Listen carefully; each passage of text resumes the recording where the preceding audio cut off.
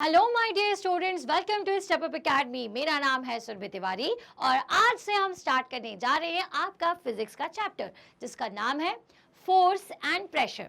सो बच्चों, साइंस में ना 3 कैटेगरीज होती हैं जिसमें सबसे पहले होती है physics, bio and chemistry.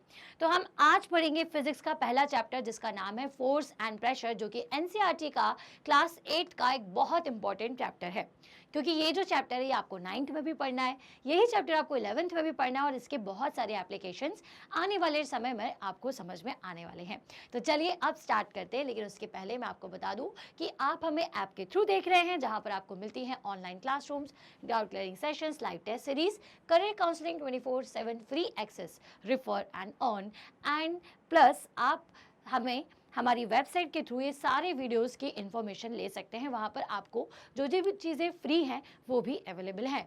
So what are you waiting for? Go and check our website too. So let's start our chapter which is force and pressure, that is chapter number 8। अब देखिए, सबसे पहली बात, ये जो फोर्स या pressure है, इसमें फोर्स जो है और जो प्रेशर, दोनों के बारे में आपने ना पहले अपनी क्लासेस में पढ़ लिया है, पढ़ा हुआ है कि नहीं। जैसे कि अगर मैं बोलूँ कि 7th क्लास में आपने इसके बारे में थोड़ा सा इंट्रोडक्शन लिया हुआ है, सो आप आप बता सकते हो क्या उसके हिसाब से कि do you recall how we can decide whether the object is moving faster than other. हम कैसे पता करते थे कि कोई चीज़ एक से दूसरे से ज़्यादा फास्ट चल रही है? तो जी हाँ, हम उसके लिए स्पीड को कैलकुलेट करते थे कि नहीं। तो स्पीड क्या होती है? Distance upon time. Okay, so what does the distance moved by an object is unit time indicate. तो ये क्या इंडिकेट करती है कि अगर किसी ने किसी पर्टिकुलर टाइम में कोई डिस्टेंस को ट्रेवल किया है तो इसका मतलब ये स्पीड को इंडिकेट करना चाह रही है। तो yes, speed is the phenomena जिसके कारण चीजें हमें मोशन में दिखती है और हम ये बताते हैं कि कोई चीज फास्ट है या फिर स्लो है।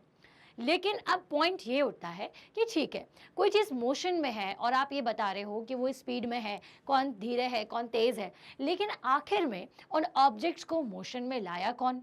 तो भाई, कैसे कोई चीज़ मोशन में आती है? आप कार चलाते हो तो आप कार को स्टार्ट करते हो, तो स्टार्ट करने से होता क्या है? स्टार्ट करने से एक इंटरनल फोर्स आपकी कार में लगता है। क्या लगता है? फोर्स। बिल्कुल सही सुना आपने। और ये फोर्स आपकी कार को मूव करवाती है। बॉल मोशन में है तो इसका मतलब है कि बॉल जो है ये ग्राउंड में मूव कर रही है। तो कब मोशन में होती है और कैसे मोशन में होती है? तो जब आप उसे फोर्सफुली फेंकते हो, आप उसे थ्रो करते हो, तब जाकर के बॉल मोशन में होती है। तो वहाँ पर भी फोर्स का एप्लीकेशन है। तो क्या फोर्स का एप्लीकेशन बस यही है या फिर फोर्स और भी कुछ है? तो आपको बता दूं, आपकी मम्मी का चपातीज बनाना, डो को शेप चेंज करना, वहाँ पर भी फोर्स है। आपका किसी वेजिटेबल को कट करना भी फोर्स है। आपका बैग को उठाना भी फोर्स है। आपका ऊपर से नीचे गिरना या किसी भी सामान का ऊपर से नीचे गिरना भी फोर्स है। मैग्नेट का चीज़ों को अट्रैक्ट करना भी फोर्स है। तो चलिए इसी फोर्स के बारे में आज के इस चैप्टर में हम जानेंगे। So you also no that a moving object like a ball rolling on a ground slow down.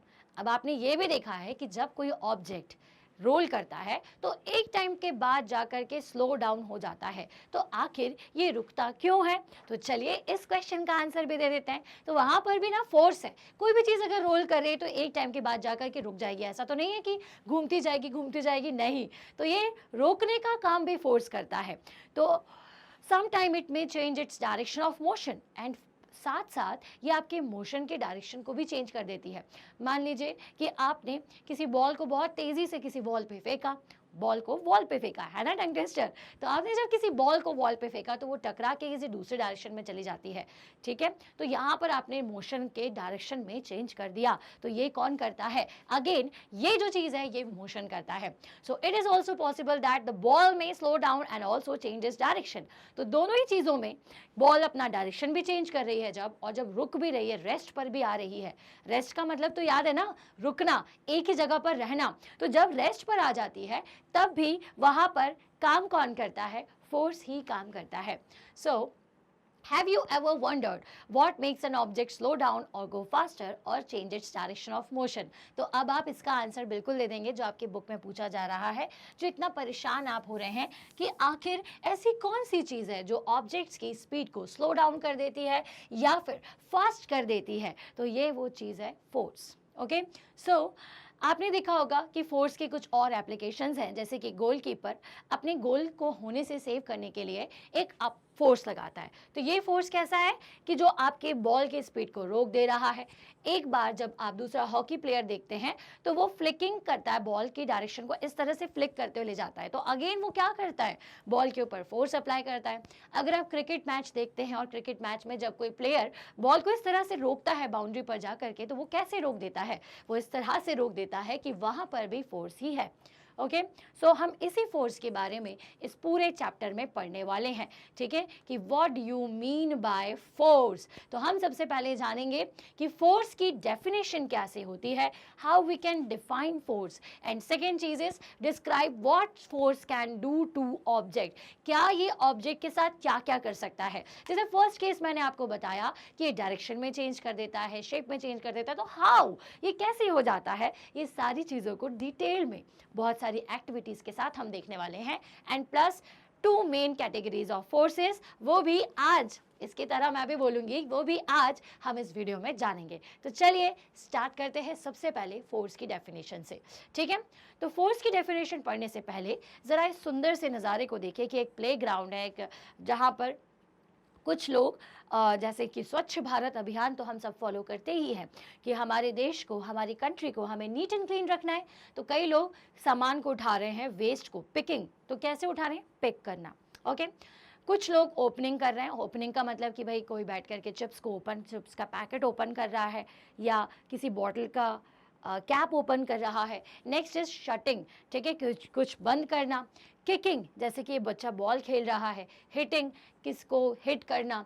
Lifting, जैसे ये आंटी लिफ्ट करें, आंटी बोल दिया गुस्सा हो जाएंगी। फ्लिकिंग, पुशिंग मतलब कि जैसे कि ये बच्चा बड़ा मज़े से घूम रहा है, झूले में एंजॉय कर रहा है, तो pushing, pulling are often used to describe certain task. अब ये यहाँ पर मैं इन सब चीज़ों की बात क्यों करने लगी, मैम ने कहा था कि भाई आप तो फोर्स को बताएंगे, ये गार्डन में ले जा करके कोई पिकिंग कर रहा है, कोई लिफ्टिंग कर रहा है, कोई किकिंग कर रहा है, कोई पुशिंग कर रहा है, सो हम ये सारी चीज़ों को क्यों पढ़ रहे हैं। So each of this actions results in some kind of change in the state of motion of an object. अब आप देख रहे होंगे कि यहाँ पे ये जितनी भी चीज़ हो रही है, ये ऑब्जेक्ट के स्टेट ऑफ मोशन को चेंज कर रहा है। जैसे कि किसी बच्चे का बॉल को किक करना, बॉल जब किक हुई तो पहले रेस्ट पे थी और किक होने के बाद वो मूव करना चालू कर देगी, मोशन में आ जाएगी। सिमिलरली जब कोई वेट लिफ्ट उठाता है, वेट को लिफ्ट करता है, तो क्या हो रहा है, वो अपनी रेस्ट से मूविंग कंडीशन में आ गया है। जब कोई झूले पे बैठा हो तो पहले रेस्ट पे है, आपने पुश किया तो मोशन में आ गया।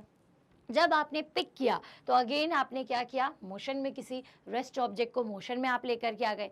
अगेन यहाँ पर आपने रेस्ट ऑब्जेक्ट्स को मोशन में लेकर के आए हो। तो ये सब चीज़ें क्यों हो पा रही है, क्योंकि यहाँ पर picking, opening, shutting, kicking, hitting, lifting, ये सारी चीज़ें हो रही हैं, and all these things are the kind of force. तो यस, यहाँ हर जगह फोर्स लग रहा है। So push and pull is known as force. ये हम हमारे 6th क्लास में भी पढ़ चुके हैं। ठीक है, और क्या बस यही डेफिनेशन फोर्स की काफ़ी है? बिल्कुल भी नहीं। एक और इम्पॉर्टेंट डेफिनेशन है कि फोर्स एक्चुअल में क्या होता है। लेकिन उससे पहले मैं आपको बताऊं कि जब आप बुक को एक प्लेस से दूसरे प्लेस पर लेकर के जाते हो टेबल पे, तो क्या आप पुशिंग, पुलिंग, लिफ्टिंग करते हो? ठीक है, क्या करते हो आप? तो हमने पुश किया, पुल किया, लिफ्ट किया, तो पुश और पुल यहाँ पर दोनों हैं। ठीक है, डोर को ओपन करने पर आप क्या करते हैं, पुश एंड पुल दोनों करते हैं। यस, हम दोनों करते हैं। Drawing a bucket of water, तो यस, हम उठा करके लेके जाते हैं उसे। ठीक है, पुश तो नहीं करते लेकिन उठा करके लेके जाते हैं। Next, football player take a penalty kick, तो वो क्या करता है, पुश करता है उसे। ठीक है, a cricket ball hit by a batsman, तो पुश करेगा। मूविंग अ लोडेड कार्ट, अब कार्ड को पुल करना पड़ता है, कार्ड को खींचना पड़ता है, मतलब आप उसे आगे की तरफ लेकर के जाओगे। तो यहाँ पर भी क्या हो रहा है, जब आप चीज़ को, कार्ड क्या है, एक जगह होगी और वो मोशन में आ गई। क्यों आ गई, क्योंकि आपने उसे पुल किया। जब आपने क्रिकेट बॉल को हिट किया बैट्समैन ने, तो उसने क्या किया, उसे पुश किया। जब हम फुटबॉल प्लेयर की बात करें तो उसने किक किया, तो किक करने से उसने क्या किया, पुश, अगेन पुश। ओके, हर एक चीज़ में एक मोशन हो रहा है। ओपनिंग अ ड्रॉर, जब आप ड्रॉर को खींचते हो तो यू पुल द ड्रॉर, तो पुल कर रहे हो। तो आपने देखा कि हर जगह क्या हो रहा है, पुश कर रहे हो आप चीज़ों को या पुल कर रहे हो, धक्का दे रहे हो या फिर उसे अपनी तरफ खींच रहे हो। तो इसको ही हम क्या कहते हैं, इसी को ही हम कहते हैं a force is a push और pull in a particular direction. तो फोर्स क्या है, किसी चीज़ को धकेलना या खींचना इज अ फोर्स, ठीक है। It's results from an object interaction with other object. ये कैसे होता है कि जब एक ऑब्जेक्ट दूसरे ऑब्जेक्ट के इंटरैक्शन में आता है तभी फोर्स लगता है। कोई चीज़ है कि खाली रखी है और उसके ऊपर कोई इंटरैक्शन नहीं है, आपने ना तो उसे उठाया है ना आपने उसे धक्का दिया है, तो क्या वो अपनी जगह से हिलेगी? बिल्कुल भी नहीं। तो फोर्स कब होता है, जब दो चीज़ों का, दो बॉडीज़ का इंटरैक्शन हो। और दूसरी चीज़ के फोर्स किसे कहते हैं, तो सिंपल लैंग्वेज में फोर्स इज अ पुश और pull in a particular direction on a body. किसी भी बॉडी पर लगने वाला पुश और पुल ही फोर्स कहलाता है। तो दूसरी लैंग्वेज की अगर हम बात करें तो उसका मतलब होता है force is a external agent. ये क्या है, एक एक्सटर्नल एजेंट है विच चेंजेस और try to change the shape, size और पोजिशन ऑफ ऑब्जेक्ट, ठीक है। इसे हम क्या कहते हैं, फोर्स। जैसे कि अगर मैं यहाँ पे लिख के बताऊं तो force is an external agent, है ना। एक एक्सटर्नल एजेंट क्यों बोलते हैं, क्योंकि कुछ भी एक बाहरी चीज आपके ऊपर आएगी आप एकदम से गिर जाओगे, तो this is a external agent, okay. तो force is an external agent which changes और ट्राइज टू चेंज। देखो, अब हर बार फोर्स लगाने से चेंज हो जाए ये पॉसिबल नहीं है, इसलिए मैंने यहाँ पे लिखा है विच चेंजेस और try to change the shape, size और पोजीशन एंड या फिर पोजीशन ऑफ ऑब्जेक्ट। अब देखिए, हर बार ज़रूरी है नहीं है कि हर बार शेप ही चेंज हो सकता है साइज चेंज हो रहा हो सिर्फ, और या फिर ये हो सकता है कि सिर्फ पोजीशन चेंज हो रही हो। ये कभी कभी ऐसा भी होता है कि पोजीशन भी चेंज हो रही है, साइज भी चेंज हो रहा है, शेप भी चेंज हो रहा है। तो ये पूरी डेफिनेशन फोर्स की आपको ये इंडिकेट करती है कि एक ऐसा बाहरी प्रभाव या एक्सटर्नल अफेयर जो कि आपकी बॉडी में या फिर किसी ऑब्जेक्ट की पोजीशन में, उसके साइज में, उसके शेप में चेंजेस कर दे रहा है, तो उसे हम कहते हैं force, okay. So this is the next definition of force. अब हम चलेंगे, आगे बढ़ते हैं। So pulling is the force you exert to move something closer to you. When you pull a block it moves towards you.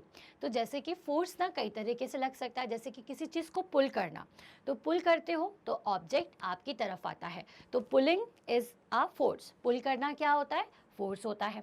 तो आपको जब भी किसी ऑब्जेक्ट को अपनी तरफ लाना है या फिर जिस डायरेक्शन में आप जा रहे हो उस डायरेक्शन में लेके जाना है। जैसे कि अगर आप कहीं घूमने जाते हैं तो सूटकेस को आप खींच करके अपने साथ साथ लेकर के जाते हैं कि नहीं जाते हैं, तो this is pulling, okay. Next is pushing. Pushing का क्या मतलब होता है, the opposite of pulling is pushing. अब पुलिंग का अपोजिट क्या होता है, पुश होता है। जैसे कि अगर आपने डोर के को खोला, तो जब डोर को आपने ओपन किया तो आपने उसे पुल किया, और जब आपने उसे ढकेला तो वो पुश हो गया। अपनी तरफ खींचना इज पुलिंग एंड दूसरी की तरफ या फिर अपोजिट डायरेक्शन में भेजना इज पुशिंग। तो pushing is the force you exert to move something away from you. So if you want to move something away from you, you will apply a push. ठीक है, जब आपको किसी भी चीज को अपने से दूर करना होता है तो आप पुश अप्लाई करते हो। When you push a block, it moves away from you.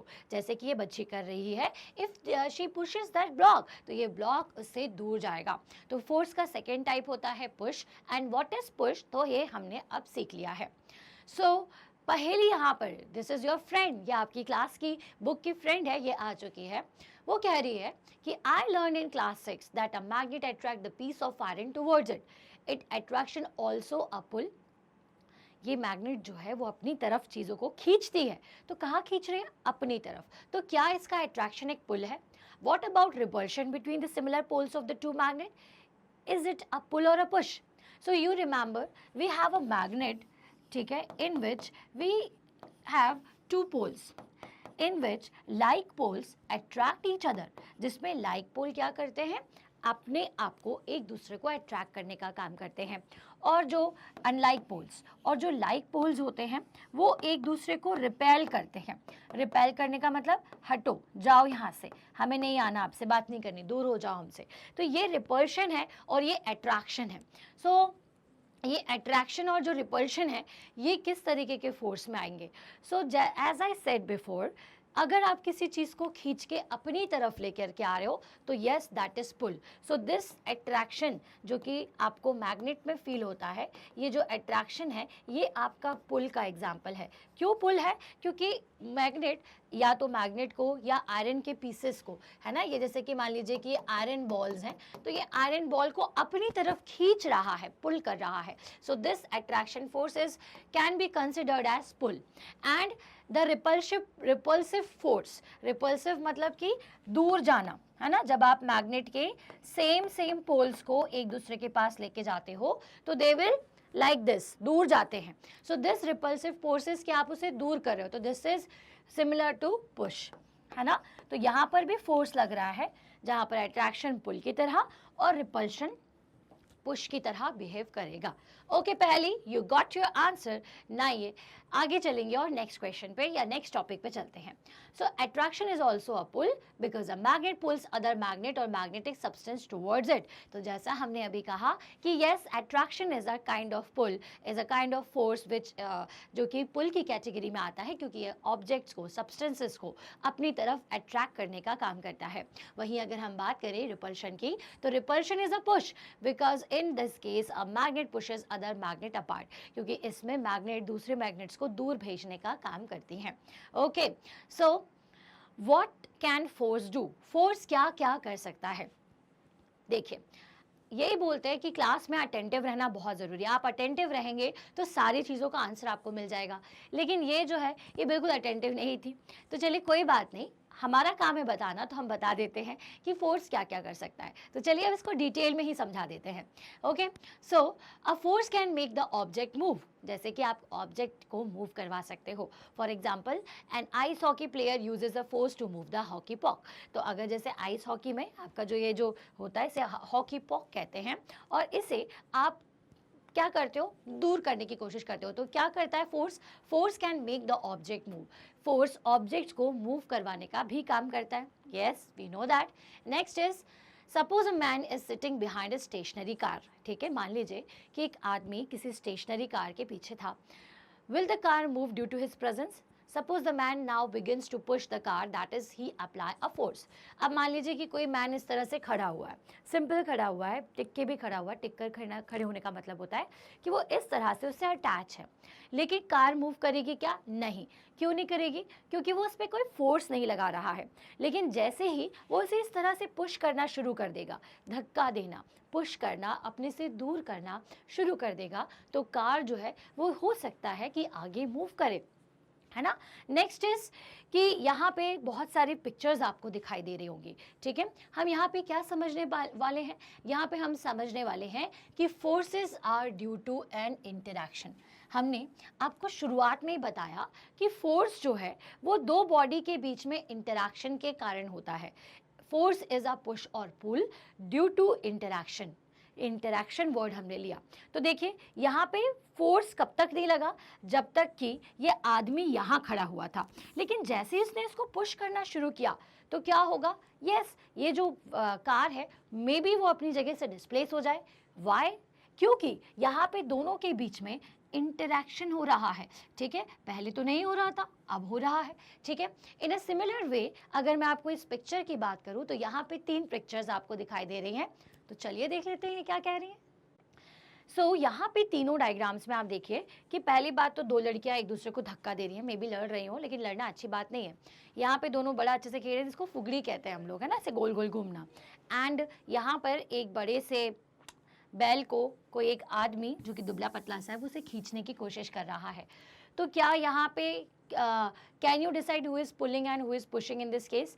सो इस केस में दोनों एक दूसरे को पुश कर रही हैं, एक दूसरे में यहाँ पर एक दूसरे को पुल कर रही हैं। और यहाँ पे जो आदमी है वो गाय को या जो बैल है उसे अपनी तरफ पुल कर रहा है। सो यहाँ पे both pulling each other, both pulling, है ना, दोनों पुल कर रहे हैं। एंड यहाँ पे मैन पुलिंग, ठीक है, और यहाँ पे क्या हो रहा है? Both pushing. ठीक है, दोनों क्या कर रही हैं? पुश कर रही हैं एक दूसरे को। ठीक है, तो ये इस पिक्चर से हमें क्या समझ में आ रहा है? इस पिक्चर से हमें ये समझ में आ रहा है कि अगर पुलिंग हो रही है, पुशिंग हो रही है, तो यहाँ पे अगर मैन पुल कर रहा है तो ये भी क्या कर रहा है, ये अपोजिट डायरेक्शन में पुल कर रहा है, ठीक है, क्योंकि इसका जो वेट है वो काफ़ी ज़्यादा है और ये इस आगे जाना नहीं चाह रहा है, तो ये भी अपने आप पे एक अपोजिट फोर्स लगा रहा है, ठीक है ना। So from this example we can infer that the least two objects must interact for force to come into play।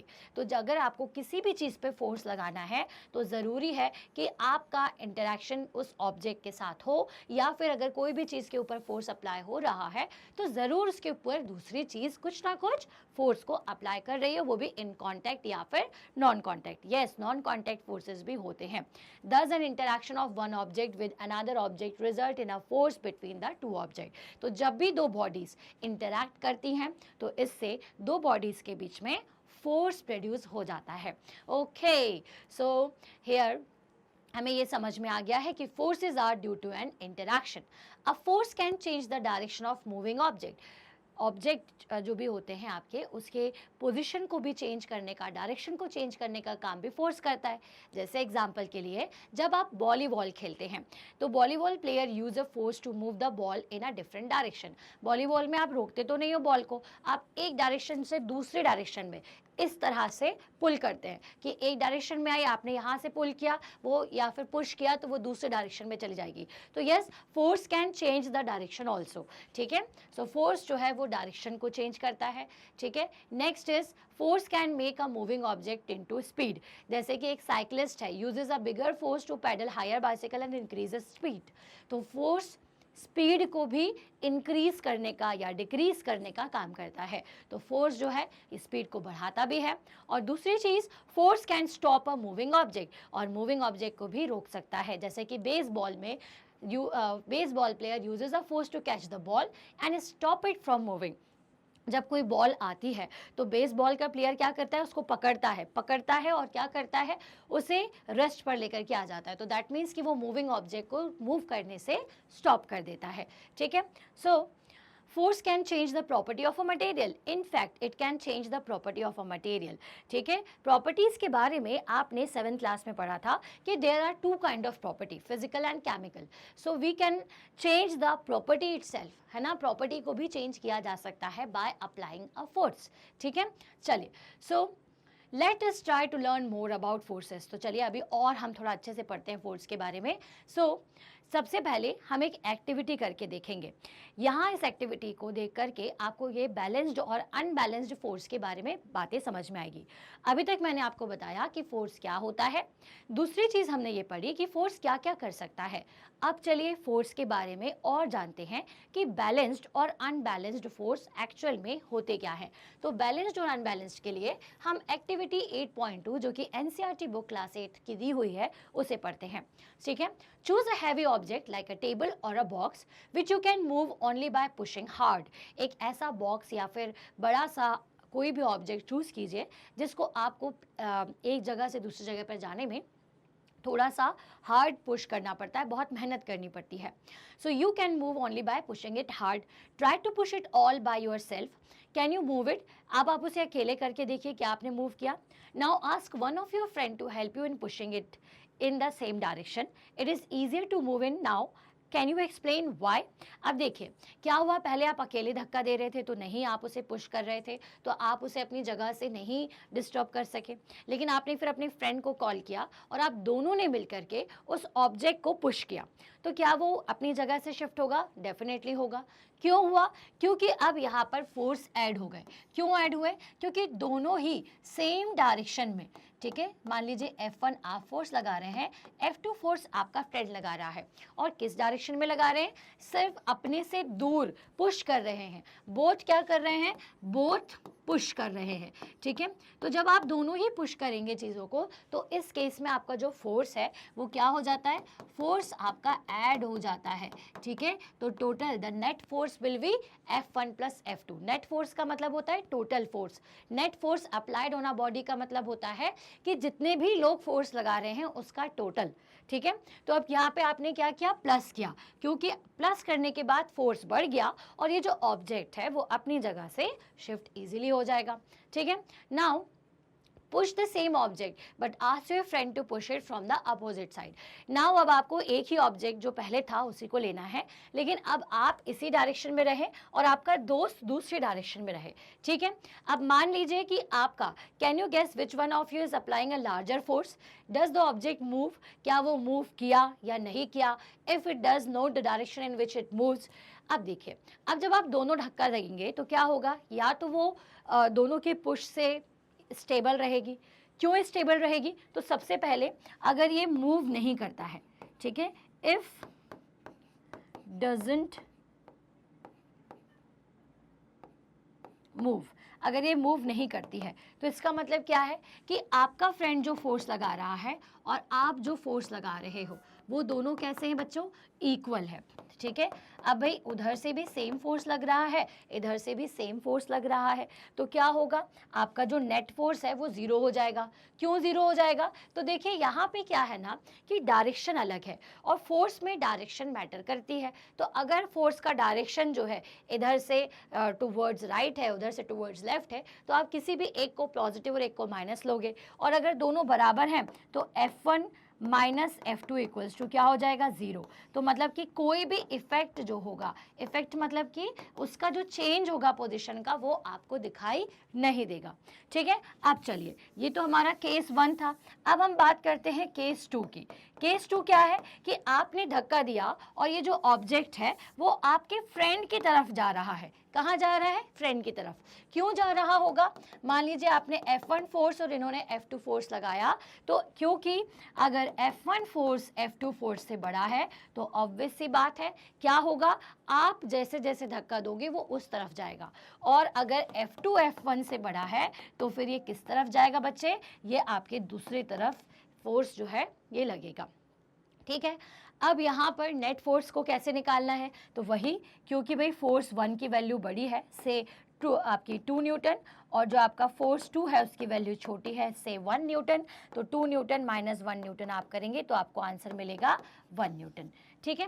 अब इसमें ज़रूरी नहीं कि ये हमेशा ये पॉजिटिव या नेगेटिव हो, कोई भी पॉजिटिव नेगेटिव हो सकता है, ये आप अपनी हायर क्लासेस में 11th क्लास में जा कर के पढ़ेंगे, ठीक है। बट यहाँ पर क्या हुआ, किस तरीके का फोर्स लगा जिसकी वजह से ये आपका आगे की तरफ बढ़ा, और यहाँ पर क्या हुआ कि ये पहले तो मूव नहीं किया। तो देखिए, जब आपने इसे पुश किया तो ये एक नॉर्मल कंडीशन थी, ठीक है। और यहाँ पर जब आप दोनों साइड से फोर्स लगा रहे हो और ऑब्जेक्ट डिस्प्लेस नहीं हो रहा है, तो जब ऑब्जेक्ट अपनी जगह से डिस्प्लेस नहीं हुआ तो उस केस में क्यों डिस्प्लेस नहीं हुआ? क्योंकि वहाँ बैलेंस्ड फोर्स लग रहा था। कैसा फोर्स लग रहा था? Balanced force. और बैलेंस्ड फोर्स का मतलब क्या होता है कि उस तरफ से और इस तरफ से जो फोर्स का अमाउंट है वो बिल्कुल सेम है। F1 और F2 की वैल्यू कैसी होगी? सेम होगी, ठीक है। अब मान लीजिए कि जो फोर्स है वो क्या होने लगा? लगने लगा। ये आपका F1 फोर्स ज़्यादा हो गया और F2 फोर्स कम है, तो अब इससे क्या होगा कि ये किसी एक डायरेक्शन में जाएगा। तो इसमें कैसे फोर्स लग रहे हैं? अनबैलेंस्ड, ठीक है, बैलेंस्ड नहीं है। ये कैसे फोर्स है? अनबैलेंस्ड, तो जिसके कारण ऑब्जेक्ट मूव करना चालू कर देता है। अब आपको एक चीज़ और बता दूं कि जब भी आप किसी चीज़ को धक्का देते हो ना, तो आपको दिक्कत क्यों होती है? क्योंकि एक और फोर्स नीचे की तरफ से काम करता है जिसको हम कहते हैं फ्रिक्शनल फोर्स। क्या कहते हैं? Frictional force. अब आपने देखा होगा कि कोई जगह ऐसी होती है जिस पर चीज़ों को लेकर जाना बड़ा दिक्कत का काम होता है, लेकिन कोई ऐसी जगह है जहाँ पर हमें ऑब्जेक्ट को बस रोल ही कराना है। जैसे कि आप वो बॉल को फेंक करके चीज़ें गिराते हो, तो वहाँ पे सरफेस कैसी होती है? एकदम स्मूथ, फ्रिक्शन एकदम कम होता है। और जब आप रोड पे चलते हो तो फ्रिक्शन कैसा होता है? ज़्यादा होता है। तो अगर रोड पे अगर आप किसी चीज़ को धक्का दोगे तो दिक्कत होती है, क्योंकि वहाँ पे ज़मीन कैसी है? खुरदुरी है। जितनी खुरदुरी होगी उतना ज़्यादा फ्रिक्शन होता है। तो फ्रिक्शन की का भी एक फोर्स यहाँ पर अप्लाई होता है। वहीं अगर आपकी सरफेस कैसी है? एकदम स्मूथ है, प्लेन है, तो फ्रिक्शन फोर्स कैसा हो जाएगा? बिल्कुल नल, मतलब कि बहुत कम हो जाएगा, और उस टाइम पर आप इजीली ऑब्जेक्ट्स को एक जगह से दूसरी जगह लेके जा सकते थे, है ना, लेके जा सकते हो। सो ये आपके फोर्स है जो कि आपके बैलेंस्ड या फिर अनबैलेंस्ड होते हैं। तो force applied on object in the same direction add to one other. तो इस एक्टिविटी से पहली चीज़ तो हमने ये सीखी कि जो फोर्सेस हैं वो एक दूसरे के साथ ऐड हो जाते हैं। कब ऐड होते हैं? जब ये सेम डायरेक्शन में लग रहे हो। तो जब भी आप सेम डायरेक्शन में फोर्स को लगाते हो तो फोर्सेस एक दूसरे के साथ ऐड हो जाते हैं, और जब अपोजिट डायरेक्शन में फोर्स लगते हैं तो ये एक दूसरे से सब्ट्रैक्ट होते हैं। दूसरी चीज़ हमने इस एक्टिविटी से ये जानी कि हमारे यहाँ पर दो तरीके के फोर्सेस होते हैं, ठीक है। If the two forces act in opposite direction on an object, the net force acting on it is the difference between the forces. ये हमने अभी आपको बता दिया, ठीक है। एंड और दूसरी चीज़ हमने ये देखी कि there are two kind of forces. फोर्स दो तरीके से काम करता है, बैलेंस्ड और अनबैलेंस्ड। सो कब हम उसे बैलेंस्ड कहेंगे? जब दोनों साइड के फोर्स का अमाउंट सेम हो। जैसे जब आप टग ऑफ वॉर खेलते हो और मान लीजिए कि एक तरफ सारे हट्टे कट्टे लड़के हैं, दिख रहा है आपको, और यहाँ पे लड़कियाँ हैं जिनका फोर्स कम है, ठीक है। तो क्या होगा कि आप ये लोग किस तरफ जाएंगे? इस तरफ। मान लीजिए कि ये लोग ज़्यादा स्ट्रॉन्ग हैं, ठीक है, तो ये इन्हें इस तरफ खींच लेंगे। और अगर दोनों का फोर्स बराबर है तो क्या होगा? हम खींचते रहते हैं, ना हम इधर जाते हैं ना इधर जाते हैं। क्यों ऐसा होता है? क्योंकि ये F1 और F2 जब फोर्स दोनों साइड के बराबर हो जाते हैं तो हम उसे कहते हैं बैलेंस्ड फोर्स। और जब भी मोशन किसी एक डायरेक्शन में पुश या पुल करने पर किसी एक डायरेक्शन में हो तो वो तभी होता है जब फोर्सेस अनबैलेंस्ड हो। जैसे कि अगर यहाँ पर एक और बच्चा आकर के खड़ा हो जाए और वो अपना हाथ यहाँ पर लगा दे तो क्या होगा? ये जो आपका टग ऑफ वॉर है वो टीम ए जीत जाएगी। क्यों जीत जाएगी? क्योंकि इनकी तरफ फोर्स का अमाउंट ज़्यादा हो गया है, और जो फोर्स का बैलेंस है वो कैसा हो गया है? बैलेंस कैसा हो गया? अनबैलेंस हो गया। तो इस वजह से ये सारी की सारी टीम अनबैलेंस्ड कहलाएंगी, ठीक है। अब यहाँ पर तो इक्वल फोर्सेस लग रहे थे इसलिए कोई डिफरेंस समझ में नहीं आया, ठीक है। कुछ भी कोई भी टीम मेंबर यहाँ से वहाँ नहीं गया। लेकिन अगर हमने एक व्यक्ति और बढ़ा दिया तो ये फोर्स अनइक्वल हो जाएगा, और अनइक्वल होने की वजह से कोई भी एक टीम जीत जाएगी। So we learn that a force could be larger और स्मॉलर देन द अदर और इक्वल टू ईच अदर। तो हमने क्या सीखा कि फोर्सेस या तो एक दूसरे से बड़े होते हैं या सेम होते हैं या इक्वल हो सकते हैं। The strength of the force is usually expressed by its magnitude. हमें कैसे समझ में आता है कि कोई चीज़ बड़ी है छोटी है? हम हर चीज़ के मैग्नीट्यूड को देखते हैं। जैसे कि मान लीजिए मैंने लेंथ निकाली, एक लेंथ को लिखा हुआ है 10 मीटर, एक लेंथ लिखी है 20 मीटर, तो 10 और 20 क्या है? इनका मैग्नीट्यूड है। तो किसका मैग्नीट्यूड ज़्यादा हुआ? 20 वाला।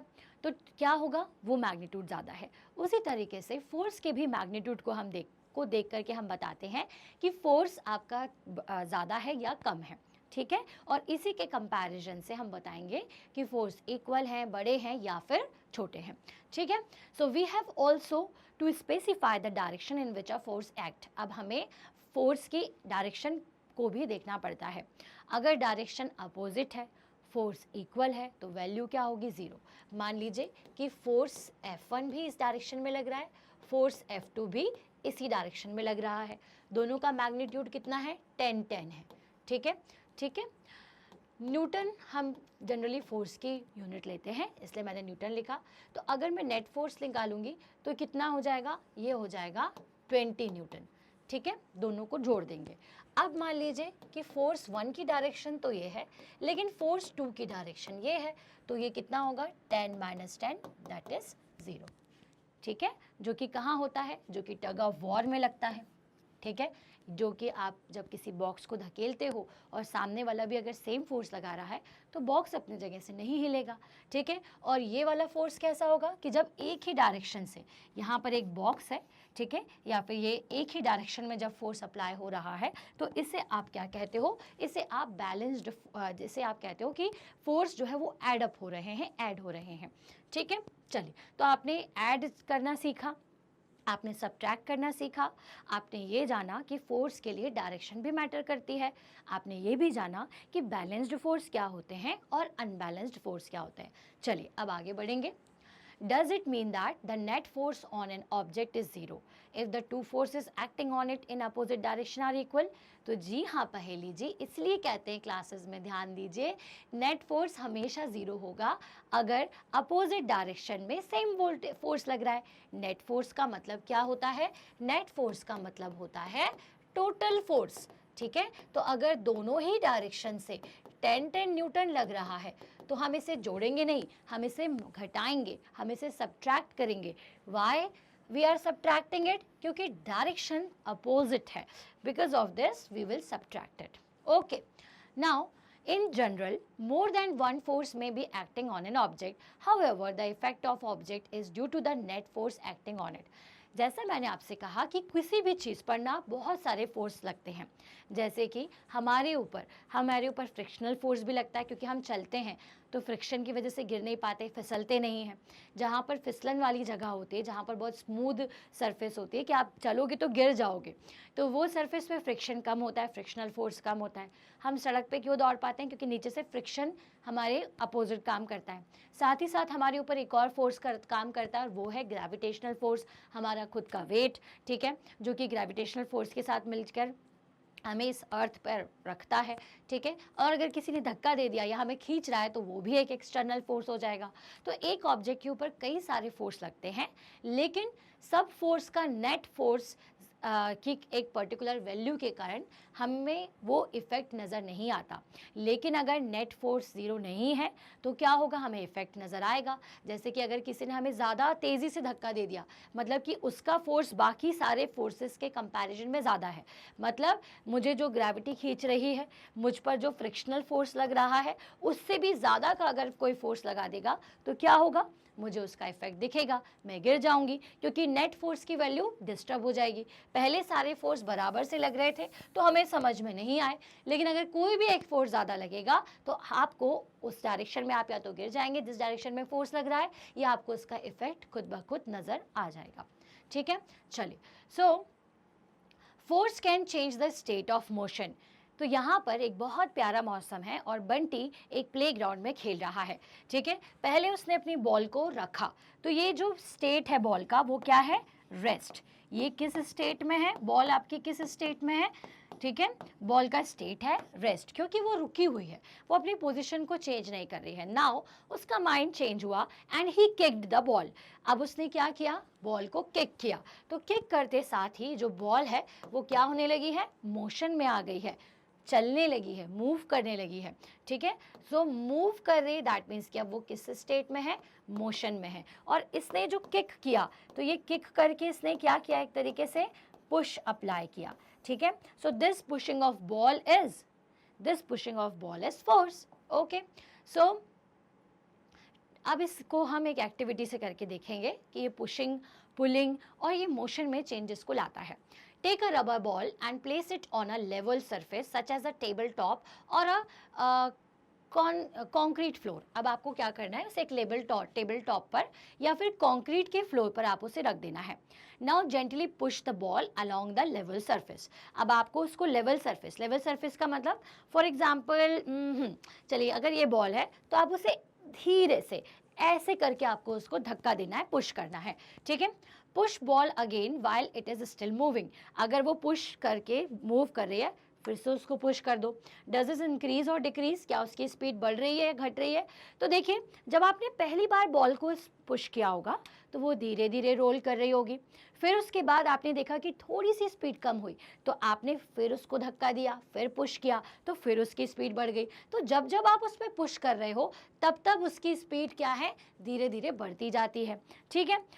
सो Next, place your palm in front of the moving ball. Remove your palm as soon as the moving ball touches it. अब एक कोई बॉल है, ठीक है, वो मूव कर रही है, लेकिन आपने हल्का सा उसको टच कर दिया तो क्या होता है? बॉल अपनी स्पीड को कम कर लेती है ना, मतलब ऐसा टच नहीं करना कि वो एकदम रुक जाए, हल्का सा टच कीजिए तो क्या होगा? वो अपनी जगह पर थोड़ा सा स्पीड को कम कर लेगी और धीरे धीरे मूव करेगी। Does your palm apply force on the ball? क्या इस कंडीशन से हम ये समझे कि आपकी पाम ने बॉल के ऊपर फोर्स लगाया होगा? यस, डेफिनेटली लगाया होगा, क्योंकि हमने क्या किया? उसकी स्पीड को कम कर दिया। वो रोल कर रही थी, अब थोड़ी थोड़ी स्लो हो गई, ठीक है। What happened to the speed of the ball? it decreases now. Does it increases or decreases? Decreases. What would happen if you let your palm hold the moving ball? और अगर moving ball को आप इस तरह से hold कर दोगे तो क्या हो जाएगा? Ball will come to rest. आपकी जो बॉल है वो रेस्ट पर आ जाएगी. तो इस एक्टिविटी से हमें क्या समझ में आया? इस एक्टिविटी से हमें ये समझ में आया कि ये बॉल की या फिर किसी भी ऑब्जेक्ट की स्पीड को कम या ज़्यादा किया जा सकता है, चाहे वो मूव कर रही हो उस कंडीशन में भी, या फिर आप उसकी मूव कंडीशन को हटा करके उसे रेस्ट कंडीशन में भी ला सकते हो. कैसे? By applying a force. क्योंकि जब हमने बॉल को रेस्ट से थोड़ा सा पुश किया तो वो मूव करने लगी, और पुश किया तो वो और अपनी स्पीड को बढ़ाने लगी. वहीं जब बॉल ऑलरेडी अपनी स्पीड को बढ़ाई हुई थी, हमने हल्का सा उसे टच किया तो उसकी स्पीड कम हो गई, और अगर हमने उसे होल्ड कर दिया तो बॉल वापस से रेस्ट पे आ गई. तो this proves that the force can change the speed of any moving object, or it can change the state of motion from rest to motion or from motion to rest. Okay, now you might recall similar situation. For example, while taking a penalty kick in a football, the player apply a force on a ball. Before being hit, the ball was at rest and so its speed was 0. The applied force make the ball move towards the goal. अगर जब हमें penalty kick लगानी होती है तो जो player होता है वो फुटबॉल पर एक ज़ोरदार किक लगाता है, तो किक लगाने के पहले बॉल कैसा कहलाएगी? ये कहलाएगी कि वो रेस्ट पर है और उसकी स्पीड 0 है, और जैसे ही किक कर दोगे तो उसकी स्पीड जो है वो गेन कर लेगी, मतलब उसमें स्पीड आ जाएगी और धीरे धीरे जाके वो गोल हो जाएगी. अगर गोलकीपर ने पकड़ लिया तो वापस से वो रेस्ट पे हो जाएगी और उसकी स्पीड 0 है, अदरवाइज वो अगेन टकरा करके वापस आकर के स्पीड में ही रहेगी. ठीक है. सो suppose the goalkeeper dive or jump up to save the goal. By his action, the goalkeeper tried to apply a force on a moving ball. अब जब इसने इसे रोका तो अगेन गोलकीपर ने भी क्या किया है? गोलकीपर ने भी यहाँ पर एक अपोजिट फोर्स अप्लाई किया है. So the force applied by him can stop or deflect the ball, saving a goal being scored. देखो, या तो वो इसे स्टॉप कर देगा या उसकी डायरेक्शन को चेंज कर देगा. तो इन ऑल दीज सच केसेस क्या हो रहा है? हर जगह फोर्स ही अप्लाई हो रहा है. तो हम बहुत अच्छे से समझ रहे हैं कि force can change the direction of motion, force can change the state of rest और motion. These observations suggested that a force applied on an object may change its speed. If the force applied on the object is in the direction of the motion, the speed of the object increases. अगर आप motion के direction में ही force लगा रहे हो, मतलब अगर जैसे आपने बॉल को जिस डायरेक्शन में वो जा रही थी उसी डायरेक्शन में पुल कर दिया तो उसकी स्पीड बढ़ जाएगी. अपोजिट डायरेक्शन में अगर आपने उस पर पुल कर दिया, पुश कर दिया, तो क्या होगा? वो अपनी डायरेक्शन मतलब कि फोर्स का और आपके मोशन का डायरेक्शन सेम है तो स्पीड बढ़ेगी. क्या होगा? फोर्स का और मोशन का डायरेक्शन सेम है तो स्पीड इंक्रीज होगी. अगर फोर्स और मोशन का डायरेक्शन अपोजिट है तो स्पीड आपकी डिक्रीज होगी. ऑब्वियस सी बात है, समझ चुके हैं अब हम इस सारे एग्जाम्पल्स से. ठीक है. सो ओके, तो यहाँ पर बूजो को एक खेल याद आ गया जो कि इसी प्रिंसिपल पर काम करता है, जो कि है टायर. टायर को आपने देखा होगा कि कई बच्चे रबर के टायर को एक स्टिक से घुमाते हैं, है ना? क्यों? वो उसे बार बार मारते हैं या फिर एक बार मार के छोड़ देते हैं, फिर उसके ऊपर बार बार हिट करते हैं उसे.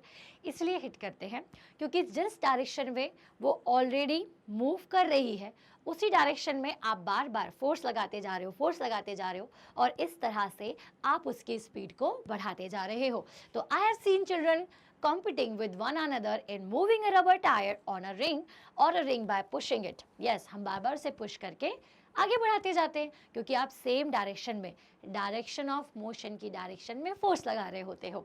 आई now understand why the speed of the tyre increases whenever it is pushed. तो जब भी पुश्ड हो रहा है तो क्यों पुश्ड हो रहा है, क्यों उसकी स्पीड इंक्रीज हो रही है? क्योंकि हर बार डायरेक्शन ऑफ मोशन में ही फोर्स को अप्लाई किया जा रहा है. Okay. So this is activity 8.3. So activity 8.3 करने के बाद पहली बहुत क्यूरियस है. So why she is curious? She is curious to know whether application of a force can only change the speed of an object. क्या सिर्फ force से speed बदलेगी? क्योंकि अभी तक हमने जो भी चीज़ देखी उसमें हमने देखा कि कोई ऑब्जेक्ट रुका हुआ है, हमने फोर्स लगाया तो उसने अपने स्पीड को बढ़ा लिया या रुक गया या स्पीड में आ गया. तो क्या सिर्फ यही करता है? तो चलिए पता कर लेते हैं. ठीक है.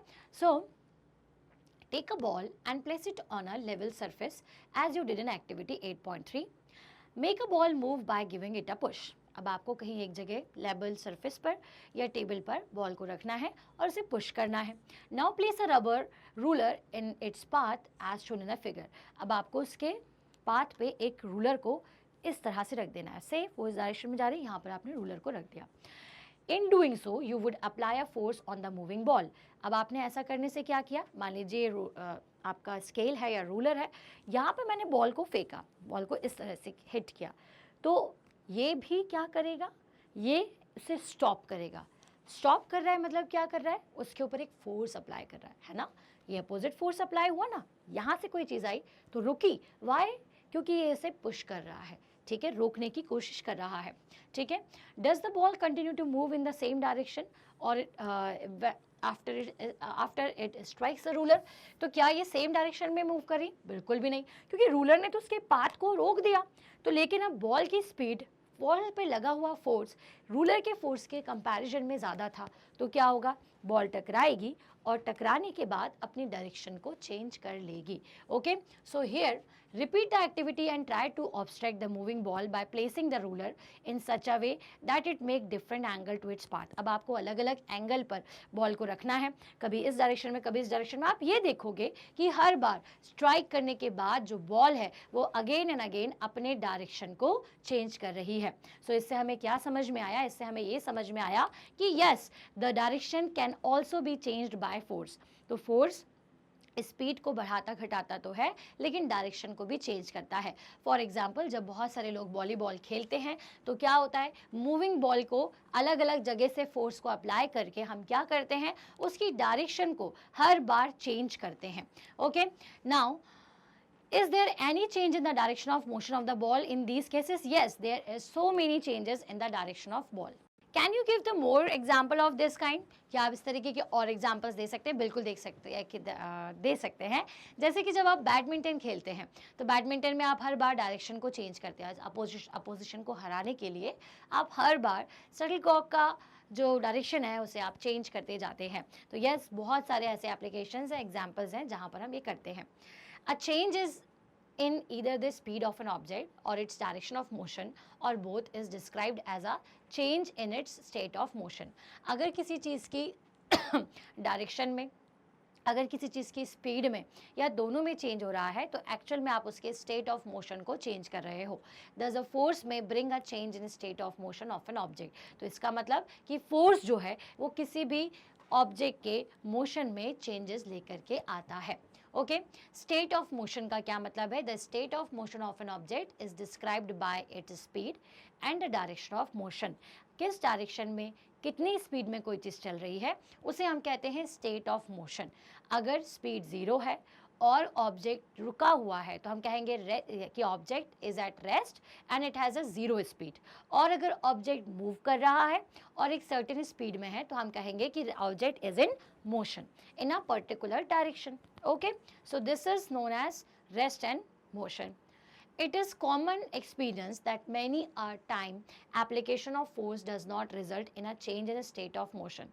कई बार ऐसा होता है कि हम ऑब्जेक्ट पर फोर्स लगाते हैं बट वो अपनी जगह से नहीं हिलता, वो अपने पोजीशन को, अपने मोशन को चेंज नहीं करता। ऐसा क्यों होता है, क्योंकि हम जब फोर्स लगाते हैं तो हम इतना फोर्स नहीं लगा पाते कि उस बॉडी के अपोजिट फोर्स को हम ओवरकम कर पाए। जैसे कि for example, a heavy box may not moved at all even if you apply the maximum force that you can exert। Again, no effect of force is observed when you try to push a wall, है ना। तो ऐसा क्यों होता है, because ये ऐसा इसलिए होता है क्योंकि हमारा फोर्स सामने वाले के कंपैरिजन में ज़्यादा है। वो एक अनबैलेंस्ड सिचुएशन बना देगा जिसकी वजह से ऑब्जेक्ट का पर इफेक्ट आपको नज़र नहीं आएगा। तो अभी तक तो हमने ये चीज़ सीखी कि फोर्स जो है वो डायरेक्शन को, फोर्स जो है मोशन को चेंज कर लेता है। अब हम देखते हैं कि क्या फोर्स शेप को भी चेंज कर देता है। बिल्कुल कर देता है। आप देखिए कि किचन में ये यहाँ पर कुछ पेस्ट्रीज या समथिंग, कुछ तो डो है इसके पास और उसे वो चपाती बनाएगा या फ्लैट कर देगा। तो क्यों, मतलब क्या किया इसने, राउंड राउंड डो को किस में कन्वर्ट कर दिया, फ्लैट कर दिया। मतलब कि यहाँ पे क्या हो रहा है, शेप चेंज हो रहा है। ठीक है, अगेन आप इस तरीके के तार आपने देखे होंगे, वायर्स देखे होंगे जो कि मेटल के होते हैं। जनरली मेटल क्या होता है, कॉपर या फिर आयरन। ठीक है, ये आयरन के वायर्स हैं। ठीक है, अब ये देखिए एक्चुअल में आयरन का पीस ये है, लेकिन आपने इसको शेप चेंज किया। तो क्यों किया, जब मैंने इसे क्या किया, इसके ऊपर बहुत ज़्यादा फोर्स अप्लाई किया। ठीक है, इसको बीटन अप किया, इसके ऊपर इसे बीट किया, तो इसका शेप चेंज हो गया। तो ये शेप को चेंज होना क्यों हुआ है, क्योंकि हमने फोर्स को अप्लाई किया है। ठीक है, सो जब आप किसी चीज़ पर फोर्स अप्लाई करते हो तो आप उसके शेप को भी चेंज कर सकते हो। ये चीज़ हमने यहाँ से सीखी। Some situations have been given in column 1 in which objects are not free to move. Column 2 of the table suggests the manner in which a force can be applied on each object, while column 3 show the diagram of the action. चलिए तो हम सीधे column को देखते हैं। चलिए तो यहाँ पर आपके पास एक कॉलम है। सबसे पहले सिचुएशन दी हुई है, सेकेंड कि आप कैसा फोर्स लगा रहे हो। अब आपको ये बताना है कि फोर्स लगाने पे क्या हुआ, मोशन में स्टेट ऑफ मोशन में चेंज हुआ या इसके शेप में चेंज हुआ। तो देखिए सबसे पहले a lump of dough on a plate, हमारे पास एक लंप था, मतलब डो आप प्रिपेयर ही कर रहे हो, उस कंडीशन में आटा रखा हुआ है। अब आप उस पर प्रेस कर रहे हो, उसे नीचे की तरफ प्रेस करते जा रहे हो। तो एक्चुअल में यहाँ पे क्या हो रहा है, एक्शन ऑफ फोर्स क्या कर रहा है, फोर्स यहाँ पे क्या उसके मोशन को चेंज कर रहा है, जी नहीं, वो रेस्ट पे है, रेस्ट पर ही है, no change in its motion. Next, change in shape, yes, यहाँ पे शेप में चेंजेस हो रहे हैं। नेक्स्ट हम बात करते हैं कि spring fixed to a seat of a bicycle. अब यहाँ पे स्प्रिंग की बात की जा रही है। स्प्रिंग के ऊपर सीट है जिस पर एक आदमी बैठ गया है। तो क्या हुआ यहाँ पे, change in state of motion, change in shape. तो देखिए यहाँ पे क्या हो रहा है कि इसके शेप में चेंज हुआ है और साथ ही साथ शेप में ही चेंज हुआ है, बाकी तो वो रेस्ट पे है, रेस्ट पे ही रहेगा, पर स्प्रिंग का मूवमेंट आपको यहाँ पर दिखाई देगा। ठीक है, तो इसलिए हम कह सकते हैं कि यस थोड़ा सा स्टेट में भी चेंज हुआ है। Next, rubber band suspended from a hook nail fixed on a wall. अब आपने एक वॉल के ऊपर नेल लगी थी, उस पर रबर बैंड को डाला और इसे खींच लिया। तो क्या किया आपने, एक्चुअल में आपने उसके शेप को चेंज कर दिया। ठीक है, यहाँ पे क्या इफेक्ट दिया, शेप में चेंज हुआ। आपने एक स्केल के ऊपर भारी सा सामान रख दिया है, हैवी ऑब्जेक्ट रख दिया है, तो स्केल क्या हो गई, बीच में से बैंड हो गई। तो this bending shows that the force का इफेक्ट क्या है, एक्शन ऑफ फोर्स क्या है, तो एक्शन ऑफ फोर्स है चेंज इन शेप। ठीक है, शेप में चेंज हो रहा है। ठीक है, सो इन एक्टिविटी से हमें क्या समझ में आया, तो इन एक्टिविटी से हमें समझ में आया कि yes the force can change the shape of object. So what happen, you apply a force on N inflated balloon by pressing it between your palm. तो अगर आपके बीच में इन्फ्लेटेड एक बलून है, यहाँ पर उसको पाम के बीच में प्रेस करते हो तो क्या होता है, वो अपने शेप को चेंज करता है, फूल जाता है, हवा निकल जाती है। What happen to the shape of ball of dough when it is roll to make a chapati. तो जी वो फ्लैट हो जाता है, पहले बॉल के शेप में होता है, फिर वो फ्लैट हो जाती है, रोटी होती है कि नहीं। तो क्या हो रहा है, हर केस में शेप चेंज हो रहा है। So in all these example you saw that the application of force on an object may changes its shape. तो हमने यहाँ से ये प्रूफ किया कि yes force can also changes the shape of object, the shape of substances. ठीक है, तो शेप को भी फोर्स चेंज करता है। ठीक है, so having perform all the above activities you would have realize that a force. तो हमने ये सारी एक्टिविटीज को परफॉर्म किया and we concluded that force भी make an object move from rest. तो पहली चीज हमने ये जानी कि फोर्स जो है वो ऑब्जेक्ट को रेस्ट से मूव कर देता है, रेस्ट से उसे मोशन में ले आता है। मे change the speed of an object if it is moving. अब साथ ही साथ अगर कोई ऑब्जेक्ट ऑलरेडी मूविंग में है, मूव कर रहा है, तो उसकी स्पीड को ये चेंज कर सकता है। कैसे देखा था आपने बॉल को हल्का सा रोल किया, वो स्पीड में ही थी, फिर आपने और उसे उसी डायरेक्शन में पुश करना चालू किया तो उसकी स्पीड बढ़ गई। तो यहाँ से हमें यह समझ में आया कि यस वी कैन और force can change the speed of an object.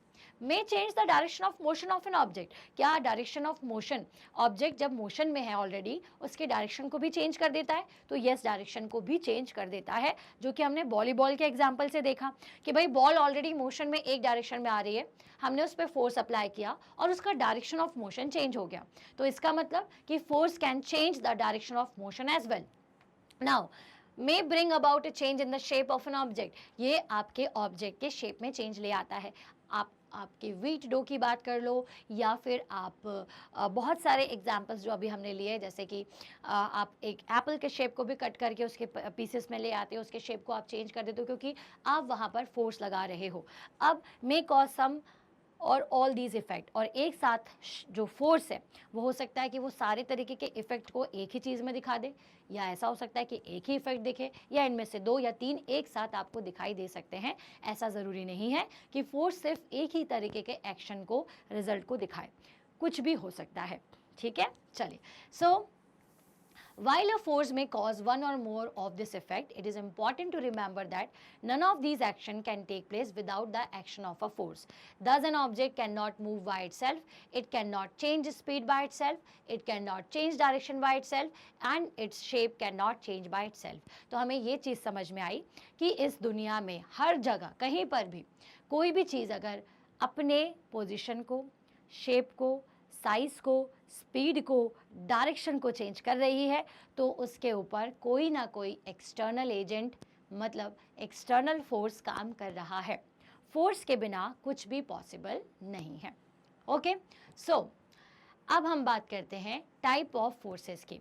Okay, सो सबसे पहले मैं आपको बता दूं कि ब्रॉडली 2 तरीके के फोर्स होते हैं, कॉन्टैक्ट और नॉन कॉन्टैक्ट फोर्सेस। ठीक है, जिसमें सबसे पहले मैं आपको बताऊंगी कि what are the 2 main categories of forces. जैसे मस्कुलर फोर्स यहाँ पर बात की जा रही है, मतलब force due to our muscles, तो ये कौन से टाइप का है, तो इसको जानेंगे टाइप ऑफ फोर्सेस से। So what are the 2 main category of forces. तो 2 मेन कैटेगरी जो फोर्सेस की हैं, तो वो है पहला contact force and second one is non contact force. जैसा कि नाम से ही आपको क्लियर हो रहा है, एक ऐसा फोर्स जो कि किसी को कॉन्टैक्ट करके लगाया जा रहा हो, मतलब कि आपने उसके ऊपर टच किया है तो वो अपनी जगह से मूव हुआ है, तो उसे आप क्या कहेंगे, आप उसे कॉन्टैक्ट फोर्स कहेंगे। नॉन कॉन्टैक्ट फोर्स मतलब कि बिना कॉन्टैक्ट के फोर्स, यस, तो ये भी पॉसिबल है। कैसे, आगे बताते हैं।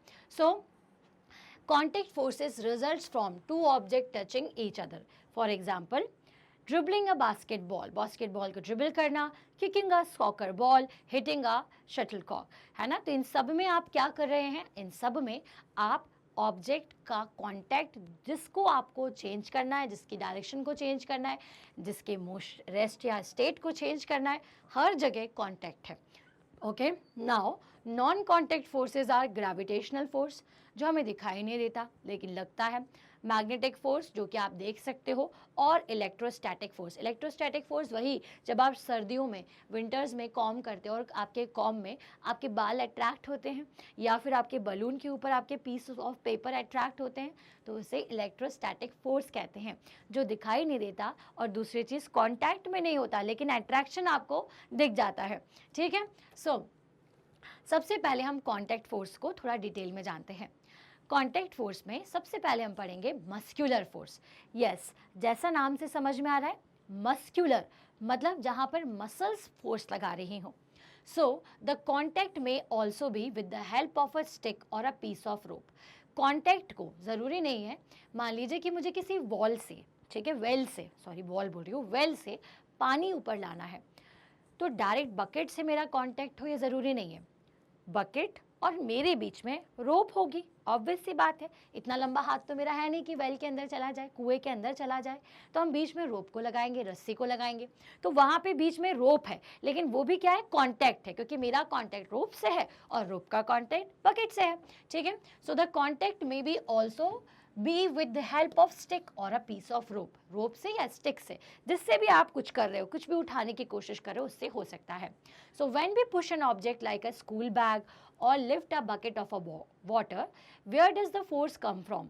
जब भी आप किसी चीज़ को उठाते हो, जैसे स्कूल बैग को उठाते हो या फिर पानी से भरे हुए बकेट को उठा के ले जाते हो, तो फोर्स आता कहाँ से? क्या कोई अलग से फोर्स लगाता है? क्या आपका फ्रेंड आता है? नहीं, आपकी बॉडी उस फोर्स को बेयर करती है, मतलब कि आपकी बॉडी की मसल्स उस फोर्स को अप्लाई करती हैं। The force resulting due to the action of muscles is known as muscular force. तो जब भी किसी चीज़ को उठाया जाता है, पीछे टांगा जाता है, तो इन दोनों ही केसेस में आप क्या कर रहे हो, अपनी मसल्स क्या यूज़ कर रहे हो, इस फोर्स को आप क्या कहते हो, मस्कुलर फोर्स कहते हो। ठीक है, so this is known as muscular force. Now it is the muscular force, है ना, muscular force that enable us to perform all activities involving movement और बेंडिंग ऑफ आवर बॉडी। हमारी बॉडी को हम मूव करते हैं, ऐसे मूव करते हैं, ऐसे मूव करते हैं, या हम नीचे बैंड होते हैं। तो ये सब क्यों हो रहा है? ये इसीलिए हो रहा है क्योंकि हम एक मस्कुलर फोर्स लगा रहे हैं, हमारी मसल्स फोर्स लगा रही है कि ये ऐसा करना है, तो हमारी मसल्स ने फोर्स लगाया है। तो ये सारे मूवमेंट हमारे बॉडी के मस्कुलर फोर्स के कारण होता है। In class 7th you have learn that in the process of digestion the food get pushed through the alimentary canal. आपके एलिमेंट्री कैनल में फूड जो है वो अंदर की तरफ पुश होता है। तो पुश मतलब कि अगेन वहाँ पे फोर्स लग रहा है। So could it be a muscular force? Does it? You also know that the lungs expand and contract while we inhale or exhale the air during the breathing. तो जब आप सांस लेते हो, इनहेल करते हो, एक्सेल करते हो, हर केस में क्या होता है? मसल्स हमारी काम करती है। So where are these muscles located which make breathing possible? Can you list a few examples of the force exerted by the muscles in our body? तो यस, हमारी बॉडी में जो हमारी आंखों का ब्लिंक करना है, हमारे लिप्स का मूवमेंट है, हमारा सारा मूवमेंट जो है, हमारे अंदर जो भी चीज़ें चल रही हैं, these all are due to muscular force. हमारे अंदर फोर्सेस लगते हैं जिसकी वजह से ये सारी चीज़ें काम कर पाती हैं। Okay, so animal also make the use of muscular forces to carry out their physical activities and other tasks. तो animals भी अपने muscles के कारण ही इतने heavy loads को लेके जाते हैं।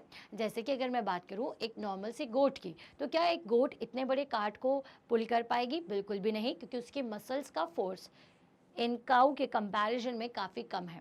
तो यहाँ पे क्या काम कर रहा है? यहाँ पर मस्कुलर फोर्स काम कर रहा है। तो जिसका जितना ज़्यादा फोर्स, मसल्स जिसकी ज़्यादा स्ट्रांग होती है, उतना ज़्यादा ये अपने सामान को, हैवी ऑब्जेक्ट्स को खींच पाता है। तो इसलिए आपकी मम्मा कहती है कि भाई खाओ पियो, अपनी मसल्स को मजबूत करो, ताकि आपका मस्कुलर फोर्स ज़्यादा हो, आप सारी चीज़ों को, हैवी ऑब्जेक्ट्स को उठा पाओ। So now animals like bullocks, horses, donkeys and camels are used to perform various tasks for us. हमारे लिए बहुत सारे काम करते हैं। In performing these tasks, in performing this task they use the muscular force. हर जगह मसल्स का ही काम होता है। क्यों हम सिर्फ हॉर्स का, क्यों हम सिर्फ बुल्स का, इनका ही यूज़ क्यों करते हैं? क्योंकि इनका मस्कुलर फोर्स बाकी एनिमल के कंपैरिजन में बहुत ज़्यादा होता है। Since muscular force can be applied only when it is in contact with an object, it is also called contact force. अब मस्कुलर फोर्स कैसे लगेगा? अब भाई मुझे किसी चीज़ को खींचना है, बाल्टी को उठाना है, या इस कार्ट को इन बैलों को खींचना है, तो क्या बिना कांटेक्ट के पॉसिबल है? बिल्कुल भी नहीं है। तो मस्कुलर फोर्स एक कांटेक्ट फोर्स की कैटेगरी का है, इसलिए हम इसे कांटेक्ट फोर्स भी कहते हैं। तो एक कांटेक्ट फोर्स के बारे में तो हमने पढ़ लिया। क्या अदर टाइप के भी कांटेक्ट फोर्स होते हैं? बिल्कुल होते हैं, जो कि होता है फ्रिक्शन, जिसकी बात अब से थोड़ी देर पहले मैंने की थी। तो देखो क्या होता है कि जब भी आप किसी प्लेग्राउंड में खेलते हो जहाँ पर बड़े ग्रास हो, तो वहाँ पे बॉल जल्दी रुकती है। क्यों लगती है? क्योंकि यहाँ पे फ्रिक्शन ज़्यादा होता है। अपोजिट फोर्स ये ग्रासेस इसके ऊपर लगाते हैं। तो friction force is the opposite force which is applied on a body. ठीक है, हम किसी बहुत ही एकदम स्मूथ सरफेस पे दौड़ेंगे तो हम गिर जाएंगे। क्यों गिर जाएंगे? क्योंकि हमारे ऊपर फ्रिक्शन नहीं है, हमारी बॉडी पर अपोजिट फोर्स नहीं लग रहा है, तो हम एकदम फिसलते जाते हैं। ठीक है, अब वहीं अगर कोई ऐसी सड़क है जो बहुत खुरदुरी है, जो रफ़ है, अगर आप उस पर फिसलना चाहोगे तो आप छिल जाओगे, फिसल नहीं पाओगे। क्यों? बिकॉज वहाँ पर फ्रिक्शनल फोर्स बहुत ज़्यादा है, जो आपकी बॉडी को स्किड करने नहीं देगा। Recall some of your experience. A ball rolling along the ground gradually slow down and finally come to rest. जैसे कि अगर मैं बात करूं कि एक बॉल जो है वो रोल डाउन कर रही है, रोल करी और अचानक से क्या हुआ? वो अपने रेस्ट की पोजीशन पे आ गई। ठीक है, so when we stop pedalling a bicycle it gradually slow down. और साथ ही साथ जब आप पैडलिंग करते हो और ब्रेक नहीं लगाते हो, लेकिन फिर भी आपकी बाइसिकल धीरे धीरे स्लो होती है और फाइनली स्टॉप हो जाती है। सो यहाँ पर कार और scooter also come to rest once its engine is switched off. अब जैसे कई बार क्या होता है कि मैं भी क्या करती हूँ कि अपनी स्कूटी कभी चलाती हूँ तो मैं उसकी स्विच को ऑफ कर देती हूँ, धीरे धीरे घर आने तक अपने आप स्कूटी रुक जाती है। क्यों रुक जाती है? So similarly a boat comes to rest if we stop rowing it. अब बोट जो है वो भी रुक जाएगी अगर मैंने उसे रोल करना स्टॉप कर दिया। Can you add some more such experiences? तो ऐसे और एक्सपीरियंस क्या है? तो मान लीजिए कि हमने किसी चीज़ को रोल किया, बॉल को फेंका, तो वो अपने आप रुक जाती है। और इसके साथ साथ अगर हमने कोई भी चीज़ को, फॉर एग्ज़ाम्पल अगर जहाँ पर हमने पतंग ही क्यों नहीं उड़ाई, हमने काइट ही क्यों नहीं उड़ा रहे हो, फ्लाई करवा रहे हो, लेकिन अगर आप उस पर फोर्स नहीं लगाओगे और एयर नहीं है तो वो भी उड़ना रुक जाती है। क्यों? इसलिए क्योंकि हर जगह एक अपोजिट फोर्स काम करता है जिसको आप कहते हो frictional forces. In all these situations no force appear to be acting on object, yet their speed gradually decreases and they come to rest after some time. देखने पे हमें ये लगता है कि इन सारे ही ऑब्जेक्ट्स के ऊपर कोई दूसरा तरह का फोर्स नहीं लग रहा है। दूसरे तरह के फोर्स नहीं लगने के बाद भी ये जो फोर्स है वो ज़ीरो हो जा रहा है, ये जो स्पीड है वो ज़ीरो हो जा रही है। क्यों? इसीलिए हो जा रही है क्योंकि वहाँ पर यहाँ क्या लग रहा है? Friction. The force responsible for changing the state of motion of object in all these example is friction. ठीक है? So what causes a change in their state of motion? Could some force be acting on them? Can you guess the direction in which the force must be acting in each case? तो हर case में ये जो frictional force लग रहा है, जैसा मैंने आपसे पहले भी कहा कि फ्रिक्शनल फोर्स अपोजिट डायरेक्शन में लग रहा होता है, और इसी वजह से अपोजिट डायरेक्शन में जब कोई चीज़ लगती है तो धीरे धीरे धीरे धीरे वो मूविंग, अगर कोई ऑब्जेक्ट है तो उसे स्टॉप कर देगा, है ना। जनरली फ्रिक्शन का काम क्या होता है? मोशन को रेस्ट पर लाना। ठीक है, चलो। सो it is the force of friction between the surface of the ball and the ground that bring the moving ball to rest। तो वो force of friction ही था जिसकी वजह से बॉल रुक गई। Similarly friction between the water and the boat bring it to a stop once you stop rowing। अगर आपने फोर्स लगाना बंद कर दिया है तो ये जो आपकी बोट है वो रोर करना बंद कर देगी और एक जगह पर आकर के रुक जाएगी। Okay, so the force of friction always act on all the moving object and its direction is always opposite to the direction of motion। तो जैसा मैंने कहा कि ये कैसा लगता है, the force of friction सारी तरीके की मूविंग ऑब्जेक्ट पे लगता है और इसका जो डायरेक्शन है वो हमेशा कैसा होगा? अपोजिट। किसके अपोजिट? डायरेक्शन ऑफ मोशन के अपोजिट। तो since the force of friction arises due to the contact between the surface, it is also an example of contact force. अब क्योंकि फ्रिक्शनल फोर्स कैसा है? जब तक ऑब्जेक्ट का कॉन्टैक्ट नहीं होगा तब तक फ्रिक्शन नहीं होगा, तो इसीलिए ये एक कॉन्टैक्ट फोर्स कहलाता है। तो दो तरीके के कॉन्टैक्ट फोर्स हमने पढ़े, मस्कुलर फोर्स और कॉन्टैक्ट फोर्स। चलिए आगे बढ़ेंगे। Now magnetic force. सो अभी आपने जो फोर्स पढ़ा वो कौन सा था? Contact force. अब देखो, आप सबने मैग्नेट को रखा होगा और मैग्नेट के पास आपने बहुत सारे दूसरे मैग्नेट को रखे होंगे, तो ये मैग्नेट क्या करता है? या तो उसे अट्रैक्ट करेगा या दूर भगाएगा। या मान लीजिए कि मैंने मैग्नेट के पास आयरन नेल्स को रखा हुआ है, तो ये आयरन नेल अपने आप ही क्या होंगे? आयरन नेल किसकी तरफ अट्रैक्ट होना शुरू हो जाएंगे? आपके मैग्नेट की तरफ अट्रैक्ट होना शुरू हो जाएंगे और इस तरह से आकर के उससे अटैच हो जाएंगे। तो यहाँ पे तो मैंने कोई कांटेक्ट नहीं रखा, लेकिन फिर भी एक अट्रैक्शन फोर्स है जो कि इसे अपनी तरफ खींच रहा है। तो इस तरह के फोर्स को, जहाँ पर कोई कांटेक्ट नहीं होता, उसे हम कहते हैं नॉन कॉन्टैक्ट फोर्स, जिसका सबसे बड़ा एग्जाम्पल है मैग्नेटिक फोर्स। मैग्नेटिक फोर्स के कारण क्या होता है कि कोई भी चीज़ कॉन्टैक्ट में नहीं है, लेकिन मैग्नेट के फोर्स ऑफ अट्रैक्शन के कारण, किसके कारण? Force of attraction. इसका फोर्स कैसा है? अट्रैक्ट करने का। फोर्स ऑफ अट्रैक्शन के कारण ये क्या करता है? चीज़ों को अपनी तरफ, कौन सी चीज़ को? बेसिकली आयरन को या फिर मैग्नेटिक मटेरियल को अपनी तरफ खींचने का काम करता है। ठीक है, और क्योंकि मटेरियल के बीच में या आयरन नेल के बीच में कोई कांटेक्ट नहीं होता, तो इसीलिए ये जो फोर्स है वो कौन सा फोर्स कहलाता है? नॉन कांटेक्ट फोर्स कहलाता है। ठीक है, so you have learn in class 6 that like poles of magnet repel each other and unlike pole attract each other. Attraction और repulsion between the object can also be as another form of pull और push. तो मैंने आपको शुरुआत में ही समझाया था कि क्योंकि मैग्नेट या तो पुश करती है या पुल करती है, तो ये पुश और पुल जो है ये एक तरीके से क्या है? अट्रैक्शन और रिपल्शन ही तो है। अट्रैक्ट करना मतलब पुल करना और रिपेल करना मतलब पुश करना। Okay, so do you have to bring the magnet in contact for observing the force between them? क्या कभी आपने ऐसा किया है? बिल्कुल किया होगा, और इस फोर्स को हम सब ने महसूस भी किया होगा। So a magnet can exert a force on another magnet without being in contact with it. The force exerted by the magnet is an example of non contact force. अब क्योंकि एक मैग्नेट दूसरे मैग्नेट पर force apply कर रही है, लेकिन बीच में कोई कांटेक्ट नहीं है, इसलिए मैग्नेटिक फोर्स एक नॉन कांटेक्ट फोर्स होगा। Similarly the forces exerted by the magnet on a piece of iron is also a non contact force. अब जब एक आयरन के पीस पे अगर कोई फोर्स लगता है तो वो भी एक तरीके का नॉन कांटेक्ट फोर्स ही होगा। तो is that clear to all? Okay, now the next force is electrostatic force. Yes, this is the another type of non contact force. सर्दियों के टाइम पे आपने देखा होगा कि कॉम से दूरी बनी हुई रहती है, लेकिन फिर भी हमारे बालों को कॉम अट्रैक्ट करने का काम करता है। सो ऐसा इसलिए होता है क्योंकि जनरली जब आप किन्हीं दो चीज़ों को रब करते हो तो एक चीज़ पर पॉजिटिव चार्ज और एक चीज़ पर नेगेटिव चार्ज आ जाता है। नहीं समझे? तो चलिए कहानी को फिर से शुरू करते हैं। देखिए, किसी भी बॉडी पर चार्जेस होते हैं। जब आप दो चीज़ों को रब करने का काम करते हैं तो एक साइड पर पॉजिटिव चार्ज और एक साइड पर नेगेटिव चार्ज हो जाता है, और जैसा कि नॉर्थ और साउथ एक दूसरे को अट्रैक्ट करने का काम करते हैं, उसी तरीके से अपोजिट चार्जेस भी एक दूसरे को अट्रैक्ट और सेम चार्जेस एक दूसरे को रिपेल मतलब कि पुश करने का काम करते हैं। तो बच्चों, हमने एक एक्टिविटी यहाँ पर देखी है जो कि आपके बुक में है, दैट इज एक्टिविटी 8.7, जिसमें आपको इस फोर्स के बारे में और चीजें समझ में आ जाएगी। तो चलिए देखिए, take a plastic straw and cut it into nearly 2 equal pieces. एक स्ट्रॉ को आपको लेना है, उसे बीच में से कट करना है और आपको 2 पार्ट मिल जाएंगे। Suspend one of the piece from the edge of a table with the help of a piece of a thread.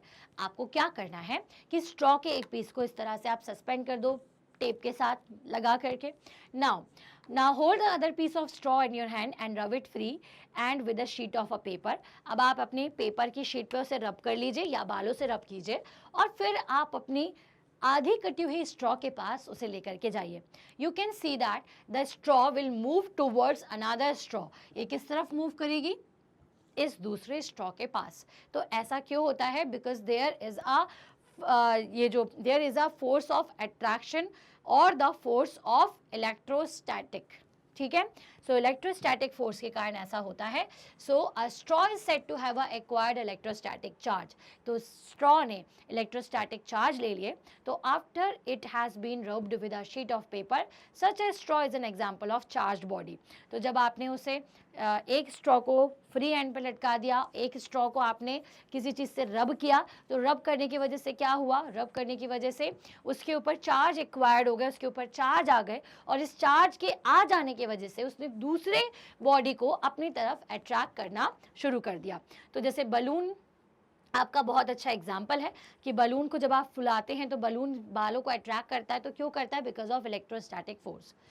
So the force exerted by a charged body on another charge और uncharged। अब ज़रूरी नहीं है कि दोनों body को रब किया जाए, आप दोनों को भी कर सकते हो। एक को अगर अनचार्ज रहने दोगे तो भी चार्ज बॉडी उसकी तरफ अट्रैक्ट होगी या उसे अपनी तरफ अट्रैक्ट करेगी।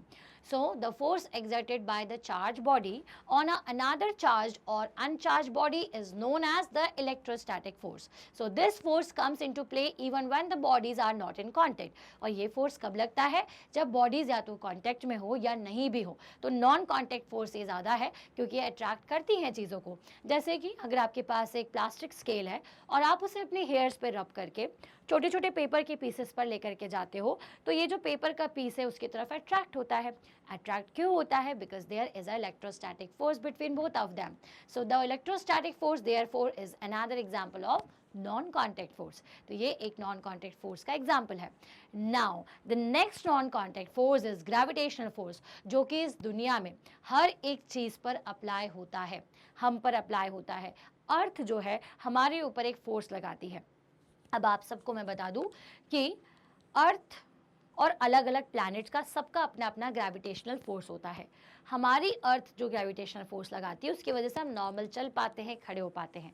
अगर हम मून पे पहुंच जाएं तो जब आप जंप करोगे तो आप ज़्यादा जंप नहीं कर पाते हो, लेकिन आप मून पे जंप करोगे ना तो आप ज़्यादा हाइट तक पहुंच जाओगे। क्यों? क्योंकि जो फोर्स है जो मून लगाता है वो अर्थ के फोर्स का सिर्फ 1/6 होता है, जिसकी वजह से जब आप जंप करते हो तो ज़्यादा ऊपर उठ जाते हो। तो हमें प्रॉपर चलने के लिए इतना फोर्स अर्थ पे चाहिए, लेकिन हम क्योंकि मून पर नहीं रहते हैं तो हम बहुत अनकंफर्टेबल महसूस करेंगे, क्योंकि हम जंप करना शुरू कर देंगे, हर बार हमें बहुत मुश्किल होगी चलने में। तो you know that a coin और a pen falls to the ground when it slips off your hand. हर चीज़ नीचे की तरफ ही आती है, कोई भी चीज़ ऊपर की तरफ नहीं जाती। चाहे वो पत्तियाँ हों, लीव्स हों, फ्रूट्स हो, हर एक चीज़ क्या होती है, नीचे की तरफ आती है। क्यों नीचे की तरफ गिरती है? तो हालांकि मैं आपको आंसर बता चुकी हूँ। तो ये सब इसलिए आती हैं क्योंकि हमारे नीचे की तरफ, अब देखो कोई भी चीज़ नीचे क्यों गिरती है? क्योंकि नीचे से कोई फोर्स लगेगा। मान लीजिए कि अगर मैं एक बलून ऊपर है, मैंने उसे नीचे खींचा तो वो नीचे ही आएगा। क्यों नीचे आया? क्योंकि मैंने फोर्स लगाया।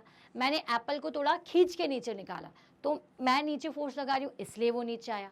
अगर वो अपने आप टूटेगा तो भी नीचे आएगा, अगर बलून अपने आप नीचे गिरेगा तो भी नीचे ही आएगा। क्यों आएगा नीचे? Because of earth. हमारी अर्थ जो है वो ग्रेविटेशनल फोर्स लगाती है। ऑब्जेक्ट्स और things fall towards the earth because it pulls them. Earth की तरफ हर चीज़ क्यों गिरती है? सरफेस पे क्यों गिरती है? क्योंकि अर्थ जो है, हम सरफेस के ऊपर हैं, हम अंदर नहीं अर्थ के। तो हमारी अर्थ जो हम सबके ऊपर एक फोर्स अप्लाई करती है। This force is called the force of gravity और जस्ट ग्रेविटी। तो आप चाहे एरोप्लेन से कूदें, कहीं से भी कूदें, आप कोई भी चीज़ को ऊपर से नीचे फेंकें, हर चीज़ अर्थ की तरफ आएगी। So the force of gravity acts on all object. हर ऑब्जेक्ट के ऊपर फोर्स ऑफ ग्रेविटी लगता है। And the force of gravity act on all of us all the time without our being aware of it. अब हमें पता हो चाहे ना पता हो, लेकिन हम सबके ऊपर हर समय फोर्स ऑफ ग्रेविटी लगता है। सो जब भी हम बात करते हैं कि ग्रेविटेशनल फोर्स लगता है, तो क्या आपको ये पता है कि ग्रेविटेशनल फोर्स जो है इस अर्थ पर हर बॉडी दूसरी बॉडी पर लगा रही होती है? जैसे कि हम भी अर्थ पर ग्रेविटेशनल फोर्स लगा रहे हैं और अर्थ हम पे, लेकिन हम ही क्यों अर्थ की तरफ आते हैं? यहाँ पर मैटर करता है मास, क्योंकि हमारा मास अर्थ के कंपैरिजन में बहुत कम है, इसलिए हमारा जो फोर्स है वो निग्लिजिबल हो जाता है, हमें समझ में नहीं आता है। उसी तरह से हर बॉडी दूसरी बॉडी के ऊपर ग्रेविटेशनल फोर्स लगा रही होती है। ठीक है, चलिए अब आगे बढ़ेंगे। So here are some more examples, जैसे कि water begins to flow towards the ground as soon as we open a tap. Water in river flow downward due to the force of gravity. अब आपने देखा होगा कि rain होती है तो भी पानी की बूंदें नीचे ही आती हैं। चाहे अगर आप वाटर का नल टैप को ओपन करते हो तो टैप का पानी भी नीचे ही आता है। तो क्यों आता है? क्योंकि हर चीज़ को आपकी अर्थ जो है वो अट्रैक्ट कर रही होती है। अगर ग्रेविटी नहीं होती तो ये पानी नीचे ना आकर के ऊपर चला जाता है कि नहीं? ठीक है, तो ये होता है ग्रेविटेशनल फोर्स, जो कि एक नॉन कॉन्टैक्ट फोर्स है। Gravity is not a property of earth alone. Yes, ये ग्रेविटी जो है ये सिर्फ अर्थ की प्रॉपर्टी नहीं है, बल्कि हर प्लैनेट की अपनी अपनी ग्रेविटी होती है। बल्कि हम भी क्या करते हैं? ग्रेविटी का या ग्रेविटेशनल फोर्स एक्सर्ट करते हैं।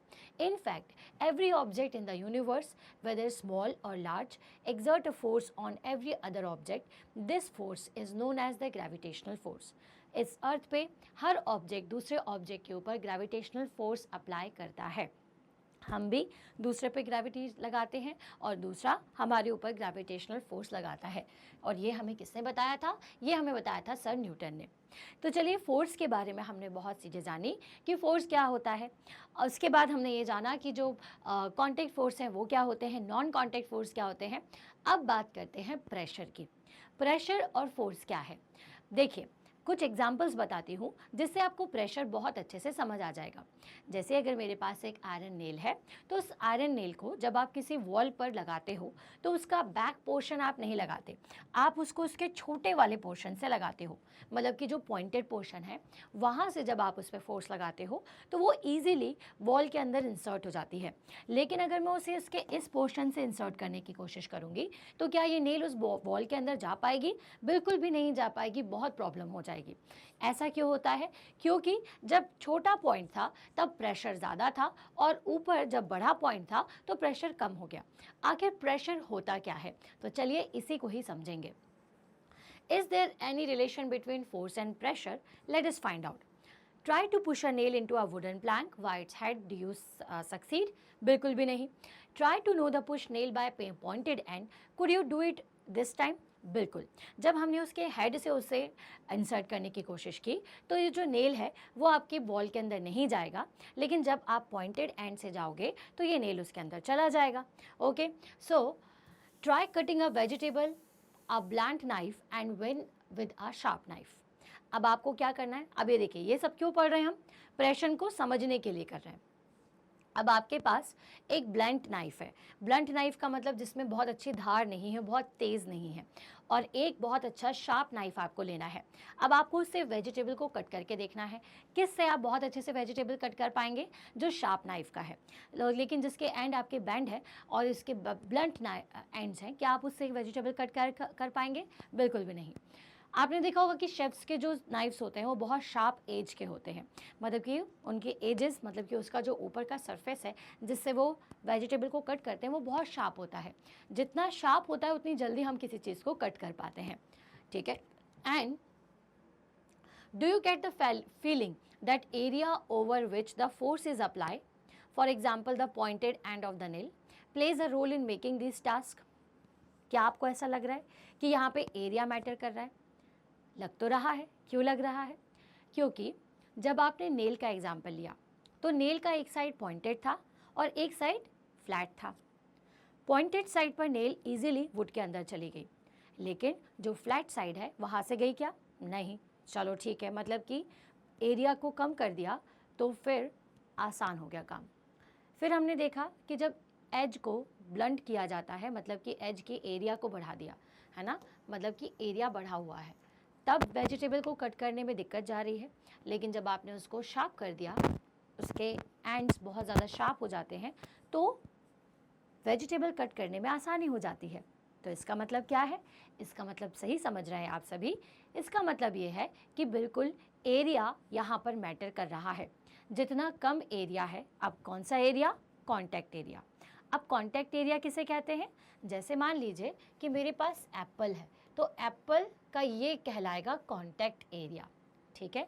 तो कॉन्टैक्ट एरिया जितना कम होगा दो चीज़ों के बीच में, उतना ज़्यादा वहाँ पर प्रेशर लगता है. तो चलिए और इसे समझेंगे. सो the force acting on a unit area of a surface is called a pressure. तो जब कोई फोर्स किसी एरिया पर लगता है, यूनिट एरिया पर लगता है, तो हम उसे ही क्या कहते हैं? प्रेशर. हालांकि जब आप बड़ी क्लासेस में पढ़ेंगे तो आप पढ़ेंगे परपेंडिकुलर फोर्स के बारे में. तो जब भी किसी ऑब्जेक्ट पर परपेंडिकुलर फोर्स लगता है तो हम ये कहेंगे कि वो है perpendicular force on a object in a unit area is known as pressure. और परपेंडिकुलर फोर्स को एक नए नाम से हम बोलते हैं, जिसे हम बोलते हैं थ्रस्ट. ओके. तो जब भी किसी भी बॉडी पर आप ये देखोगे कि उसके पर्टिकुलर एरिया पे कितना फोर्स लग रहा है, तो the force acting on a unit area, मतलब कि जहाँ एरिया मैटर करे, उसे हम कहते हैं प्रेशर. तो प्रेशर का फॉर्मूला होगा फोर्स अपॉन कॉन्टैक्ट एरिया, या फिर area on which it act. उस एरिया की बात की जा रही है जिस पर ये एक्ट कर रहा है. तो क्या फॉर्मूला होता है प्रेशर का? Pressure equals to force upon area होता है. तो अब इस रिलेशन से आप सब समझ चुके होंगे कि अगर मैं एरिया को बढ़ा दूंगी तो क्या होगा? अगर मैंने एरिया को बढ़ा दिया तो प्रेशर कम हो जाएगा. अगर मैंने एरिया को कम कर दिया तो प्रेशर ज़्यादा हो जाएगा. ज़्यादा प्रेशर मतलब जल्दी हमारा काम होगा. जैसे कि आयरन नेल का एग्जाम्पल लेते हैं. जब आयरन नेल को मैंने लिया तो उसका जो कॉन्टैक्ट एरिया था, कॉन्टैक्ट एरिया मतलब कि वुड पे जहाँ से आप उसको लगाने वाले थे वो शार्प पॉइंट था. तो अब उस कॉन्टैक्ट एरिया को आपने कम कर दिया, तो जैसे ही आप उस पर फोर्स अप्लाई करोगे तो ज़्यादा प्रेशर हो जाएगा, प्रेशर क्रिएट हो जाएगा और वो वॉल के अंदर चली जाएगी, वुड के अंदर चली जाएगी. लेकिन अगर आपने एरिया को बढ़ा दिया, जैसे कि उसके हेड की बात करें, तो अगर एरिया बढ़ जाता है तो क्या होता है? प्रेशर कम होगा. प्रेशर कम होने की वजह से फोर्स का इतना ज़्यादा यूटिलाइजेशन नहीं हो पाता और हम जो चीज़ करना चाह रहे हैं उसमें हमें बहुत ज़्यादा हाई प्रेशर लगाना पड़ता है. तो कम फोर्स पर ज़्यादा प्रेशर क्रिएट करने के लिए हमें एरिया को कम करना होता है और कम फोर्स पर ज़्यादा प्रेशर को और अगर ज़्यादा फोर्स लगाना है तो आप एरिया बढ़ा सकते हैं, ठीक है। सो at this stage we consider only those forces which act perpendicular to the surface on which the pressure is to be computed। अभी हम जो प्रेशर की बात कर रहे हैं, हम जो फोर्स की बात कर रहे हैं, वो सारे फोर्स कैसे हैं, परपेंडिकुलर, मतलब कि इसके ऊपर परपेंडिकुलर फोर्स लग रहा होगा, ऐसा या ऐसा फोर्स नहीं। तो सारे फोर्सेस कैसे हैं यहाँ पर, अगर प्रेशर के जब भी आपको प्रेशर निकालना है, मतलब कि आप कैसा कौन सा एग्जाम्पल ले रहे हो, आप परपेंडिकुलर फोर्स ले रहे हो, ठीक है। अब देखिए, आपने देखा होगा कि जब कोई नॉर्मल हील पहनता है ना, हील मतलब कि हील वाली सैंडल्स पहनती हैं लड़कियाँ, ठीक है, तो इसकी पॉइंटेड एजेस होती हैं। और वहीं पर अगर मैं बूट की बात करूं तो उसकी जो हील होती है वो इस तरह से फ्लैट होती है। अगर मैं आपसे कहूं कि आपको एक रेत में चलना है, सैंड में चलना है, तो क्या आप पॉइंटेड हील से चल पाएंगे, नहीं। क्यों नहीं चल पाएंगे, क्योंकि आपकी पूरी बॉडी का प्रेशर जो है यहाँ पर ज़्यादा हो जाएगा। क्यों, क्योंकि ये एरिया ऑफ कांटेक्ट जो है सैंड से वो क्या हो गया, यहाँ पे कम हो गया। कम एरिया पर ज़्यादा प्रेशर लगता है और हमारी सैंडल हम रेत के अंदर धंस जाएगी, सैंड के अंदर चली जाएगी। वहीं अगर मैंने एक बूट पहना हुआ है तो बूट में क्या होता है, नीचे का जो हील होता है वो काफ़ी फ्लैट होता है। फ्लैट होने की वजह से कॉन्टैक्ट एरिया बढ़ जाएगा, कॉन्टैक्ट एरिया बढ़ेगा तो प्रेशर कम लगेगा, तो हम ईजिली वॉक कर पाएंगे। आया समझ में। तो प्रेशर क्या होता है, force upon area is pressure and here the force is perpendicular force. Okay, चलिए तो यहाँ से I now understand why protector potters place a round piece of cloth on their heads, ठीक है, and when they have to carry heavy loads, yes, तो जो potter's होते हैं वो अपने सर पर एक बीच में राउंड कैप क्यों रखते हैं। अब देखिए, हमारा सर जो है वो इस तरह से होता है, ठीक है। अगर मैंने किसी सामान को रखा तो कॉन्टैक्ट एरिया कम होगा, तो जितना भी वेट है वो क्या हो जाएगा, ज़्यादा लगेगा, प्रेशर यहाँ पर ज़्यादा लगेगा। प्रेशर ज़्यादा लगता है तो हमें क्या लगता है, बहुत ज़्यादा हैवी सा लगेगा, हम उसे लेकर के चल नहीं पाते हैं। वहीं पर अगर ये सर पे क्या कर लिया जाए, सर के ऊपर एक कपड़े को रख लिया जाए, कैसे, इस तरह के क्लोथ को। अब आपने हैवी बॉडी किस पे रखी है, इसके ऊपर रखी है, इस कपड़े के ऊपर रखी है, तो क्या होगा, कॉन्टैक्ट एरिया जो होता है वो इंक्रीज हो जाएगा।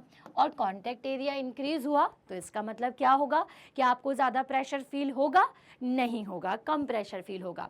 इसलिए जितने भी कुली होते हैं या पॉटर्स होते हैं, या फिर आपने देखा होगा कि गांव में जो मटका लेकर के जाते हैं उसके नीचे वो क्या करते हैं, इस तरह से एक कपड़ा रखते हैं। तो ये कपड़ा रखने का कारण ही ये है कि उनको प्रेशर जो है वो कम फील हो, ठीक है। और अगर आपने बिना कपड़े के घड़े को रखने की कोशिश की तो पहली चीज़ तो ये आपके हेड को बहुत दर्द देगा, और दूसरी चीज़ प्रेशर भी बढ़ने के कारण आप उसे प्रॉपरली कैरी नहीं कर पाएंगे। तो प्रेशर होता है force upon area and force is perpendicular force. So by doing this they increases the area of contact. किसकी बात की जाए है, पॉटर्स की। सो by doing this, they increases the area of contact of the load with their head. So the pressure on their head is reduces and they find it easier to carry the load. तो अगर हमें कहीं पर भी pressure को कम करना है तो हम एरिया ऑफ कांटेक्ट को बढ़ा देते हैं। हमारी बॉडी का वेट एक तरीके का प्रेशर ही है, एक तरीके का फोर्स ही है जो कि नीचे परपेंडिकुलर लग रहा है। तो जब भी कोई आपको रनिंग करनी होती है तो आप, या फिर अगर आपको किसी मडी या फिर सैंड एरिया में चलना होता है तो आप कभी भी हील नहीं पहनते, क्योंकि हील पहनने से हमारे पैरों पर प्रेशर ज़्यादा पड़ेगा और हम अंदर धंस जाएंगे, अंदर की तरफ हमारा पैर फंस जाएगा। तो इसलिए हम फ्लैट बूट्स पहनते हैं ताकि प्रेशर जो लग रहा है, हमारी बॉडी का जो वेट है वो डिस्ट्रीब्यूटेड पूरे एरिया पे हो जाए, ना कि किसी सिंगल पॉइंट पर हो, ठीक है। So this is the concept of pressure. So note that the area is in the denominator in the above expression. So smaller the area, larger the pressure on the surface of the same force. तो अगर मान लीजिए कि आप same force लगा रहे हो, for example अगर आप 5 न्यूटन का फोर्स लगा रहे हो, लेकिन यहाँ पर जब आपने प्रेशर निकाला तो फोर्स अपॉन एरिया, मान लीजिए कि एरिया फोर्स है 5 और एरिया है आपका 2, तो प्रेशर की वैल्यू ज़्यादा होगी, ठीक है। तो आपको क्या मिलेगा, मोर प्रेशर मिलेगा। और अगर मान लीजिए कि फोर्स आपका 5 है और एरिया है 10, तो क्या होगा, तो इस केस में आपको प्रेशर जो है वो कैसा मिलेगा, लेस मिलेगा। ठीक है, तो जहाँ पर भी आपको प्रेशर की वैल्यू को कम करना होगा, एरिया जो है वो आप बढ़ा दीजिए, या जहाँ पर भी बढ़ा हुआ एरिया होता है प्रेशर कम होता है, और जहाँ पर एरिया कम होता है प्रेशर ज़्यादा होता है। और कई बार एप्लीकेशन ऐसी होती है कि हमें एरिया को कम रखना पड़ता है ताकि प्रेशर जो है वो कम फोर्स पर, प्रेशर किससे बना है, फोर्स से, तो कम फोर्स पर आपका काम आसान हो जाए, तो इसके लिए आप एरिया को कम कर दो। ठीक है, जिससे कि आपका प्रेशर बढ़ जाएगा। जैसे कि आपने जब नेल का एग्जाम्पल देखा, तो अगर नेल का ये वाला एरिया आप किसी वॉल पर लेकर के जाओगे, तो थोड़े से ही फोर्स को लगाने से इस पे ज़्यादा प्रेशर क्रिएट होगा और ये तुरंत ही उस वॉल के अंदर चली जाएगी। So the area of the pointed end of the nail is much smaller than that of its head. जैसे कि अगर आप नेल की बात करोगे तो नेल का एरिया उसके हेड के एरिया के कंपैरिजन में तो बहुत छोटा होगा। देखिए हेड कितना बड़ा है और नेल का पॉइंट अगर देखा जाए, ठीक है, तो सिर्फ इतना सा है। तो इसमें और उस एरिया में डिफरेंस है या नहीं है, बिल्कुल है। ठीक है, so this is the reason कि प्रेशर कैसे काम करता है और क्यों काम करता है। The same force therefore produces a pressure sufficient to push the pointed end of the nail into the wooden plank. तो the wooden plank में क्यों इजीली इस तरह से प्रेशर लग रहा है, क्यों इजीली प्रेशर से नेल अंदर जा रही है, क्योंकि हमने पॉइंटेड एंड को रखा हुआ है। Can you explain now why shoulder bags are provided with the broad straps and not with the thin strap? अब आपके स्कूल बैग्स जो होते हैं, आपने जनरली देखा होगा कि स्कूल बैग की जो स्ट्रैप होती है वो चौड़ी चौड़ी होती है, काफ़ी फैली हुई होती है और ब्रॉड होती है। तो ये ब्रॉड क्यों होती है हमारे स्कूल बैग के स्ट्रैप्स, इसीलिए होती है ताकि हमारी बॉडी के साथ बैग का कांटेक्ट एरिया बढ़े और बैग के अंदर जो लोड है जो कि फोर्स की तरह काम करेगा, परपेंडिकुलर फोर्स की तरह, तो फोर्स और ये जो एरिया बढ़ा देने से आपके कंधों पर प्रेशर कम फील होगा। वहीं अगर आप थिन स्ट्रैप वाला बैग लेते हो, काफ़ी पतला, तो इससे क्या होगा, आपके जो शोल्डर्स होंगे तो आपके शोल्डर्स पर ये जो प्रेशर है वो ज़्यादा लगेगा। अगर आप बैग को टांगे हुए हो तो आपके शोल्डर पर आपको प्रेशर ज़्यादा फील होगा अगर आपने थिन स्ट्रैप का बैग यूज़ किया हुआ है तो। ठीक है, तो दैट इज़ द रीज़न कि हमारे जो शोल्डर बैग्स होते हैं वो ब्रॉड स्ट्रैप्स के होते हैं, ब्रॉड स्ट्रैप्स के होते हैं ताकि आप प्रेशर को रिड्यूस कर सके। As by using broad straps the area of contact becomes more and if the area is more then pressure is less. ठीक है, और थिन स्ट्रैप के कारण क्या होता है, तो थिन स्ट्रैप के कारण प्रेशर ज़्यादा फील होगा, इसलिए we usually not use the thin strap on shoulder bags. Okay, so why the tools meant for cutting and piercing always have a sharp edges. अब देखिए, अब जितने भी आपके टूल्स होते हैं, है ना, कोई भी टूल की बात करें तो इनके जो एजेस होते हैं वो बहुत ज़्यादा शार्प होते हैं। इसलिए होते हैं ताकि कम फोर्स पर भी कोई भी आप फोर्स लगाएं और ये इजीली किसी भी फ्रूट को दो पार्ट में कट कर दें। ठीक है, बिल्कुल थोड़े से फोर्स पे कर दें। अगर आप मान लीजिए कि ये शार्प नहीं होते अगर इनके एजेस, तो क्या होता है, आपको बहुत मुश्किल होती है। तो क्यों होती है, क्योंकि जब ये शार्प होंगे तो एरिया ऑफ कांटेक्ट रिड्यूस हो जाता है। एरिया ऑफ कांटेक्ट के रिड्यूस होने से प्रेशर इंक्रीज हो जाता है और थोड़े से ही फोर्स को लगाने से कोई भी वेजिटेबल इजीली कट हो जाएगा। ठीक है, तो दैट इज़ द रीज़न कि इनके एजेस जो है या फिर जो भी पियर्सिंग वाले चीज़ें होती हैं, टूल्स होते हैं जिससे आप किसी भी चीज़ को पियर करना चाहते हो, पियर्स करना चाहते हो, तो इसके लिए उनकी एजेस हमेशा शार्प बनाई जाती हैं। ठीक है, चलो, तो ये प्रेशर के बारे में समझा। Do liquid and gases also exert pressure. अब यहाँ पर हमने सॉलिड्स की तो बात कर ली कि सॉलिड का एरिया ज़्यादा होगा तो प्रेशर कम होगा, सॉलिड का एरिया कम होगा तो प्रेशर ज़्यादा होगा, ज़्यादा एरिया होगा तो प्रेशर कम हो ज़्यादा होगा। कुछ कंफ्यूज कर दिया क्या मैंने? तो सॉलिड के केस में तो हमने प्रेशर को पढ़ लिया, लेकिन अब बारी आती है लिक्विड और गैसेस की, कि क्या लिक्विड और गैस जो हैं वो भी प्रेशर को एक्सर्ट करती हैं, क्या वो भी प्रेशर बनाती हैं? तो चलिए इस चीज़ को समझेंगे कुछ एग्जाम्पल्स के साथ में। ठीक है, कि क्या ये जो लिक्विड और गैसेस हैं ये भी प्रेशर देती हैं, क्या इनमें भी प्रेशर प्रोड्यूस करने का कोई चीज़ होती है या नहीं? तो चलो इसको भी देख लेंगे बच्चों। ओके, सो एक एक्टिविटी करना है। Take a transparent glass tube. आपने क्या लिए? ग्लास ट्यूब ली है, और आप प्लास्टिक पाइप, ग्लास ट्यूब नहीं है तो आप प्लास्टिक का पाइप भी ले सकते हो, लेकिन ट्रांसपेरेंट होना चाहिए। The length of the pipe tube should be about 25 centimeter and its diameter should be 5 to 7.5। अब इसका जो लेंथ है वो कितना है, इसका जो लेंथ है वो 25 सेंटीमीटर है, और ये जो डायमीटर यहाँ पर आपको दिख रहा है, ये डायमीटर कितना है, मतलब कि कितना चौड़ा है ये, 5 to 7.5 सेंटीमीटर, 5 से 7.5 सेंटीमीटर का डायमीटर आपको रखना है। Also take a piece of thin sheet of a good quality rubber से अ रबर बलून। अब इसके साथ में एक रबर का बलून आपको लेना है जिसको आप नीचे इस तरह से लगाएंगे, ठीक है। Now stretch the rubber sheet tightly over one end of the pipe. Pipe के एक एंड पर रबर का जो बैंड था उसे बहुत प्रॉपरली आपको लगा देना है।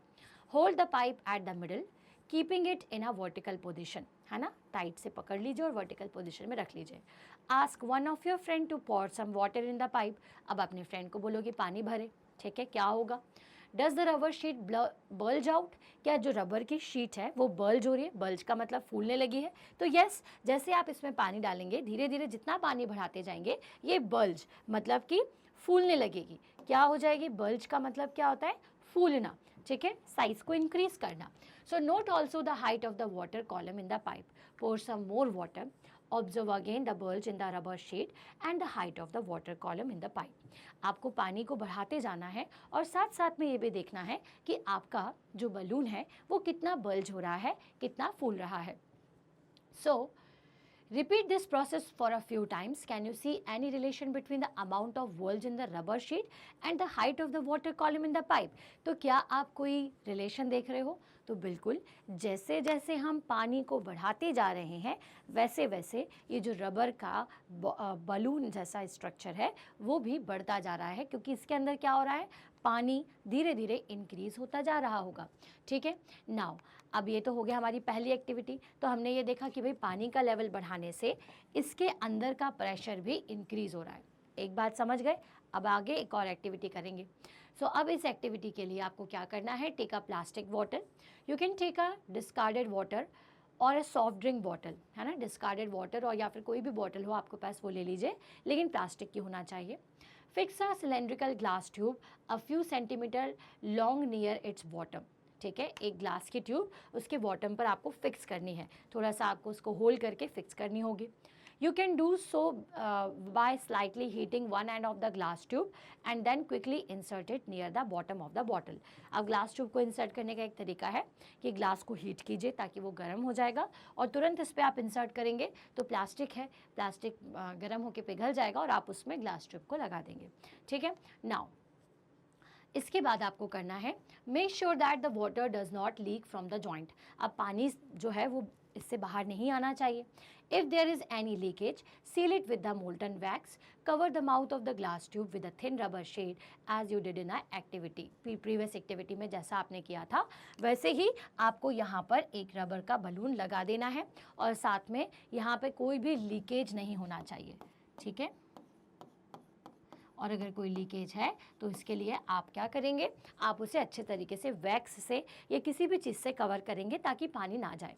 Now fill the water up to half with the water. What do you observe, जब आपने आधा पानी भरा तो हमने ये ऑब्जर्व किया कि बलून इतना ज़्यादा फूला नहीं, लेकिन फिर आपने क्या किया, Why does the rubber sheet fixed to the glass tube bulge this time? अब आपने और पानी भरा और वो धीरे धीरे फूलने लगी। Pour some more water in the bottle. Is there any change in the bulge of the rubber sheet? तो yes, जैसे जैसे पानी को भरेंगे तो थोड़ा सा उसमें प्रेशर बढ़ेगा, लेकिन इतना नहीं जितना कि आपने प्रीवियस वाले में किया था। Note that the rubber sheet has been fixed on the side of the container and not at the bottom. अब आपने रबर की शीट को साइड में करने किया है, ना कि बॉटम में।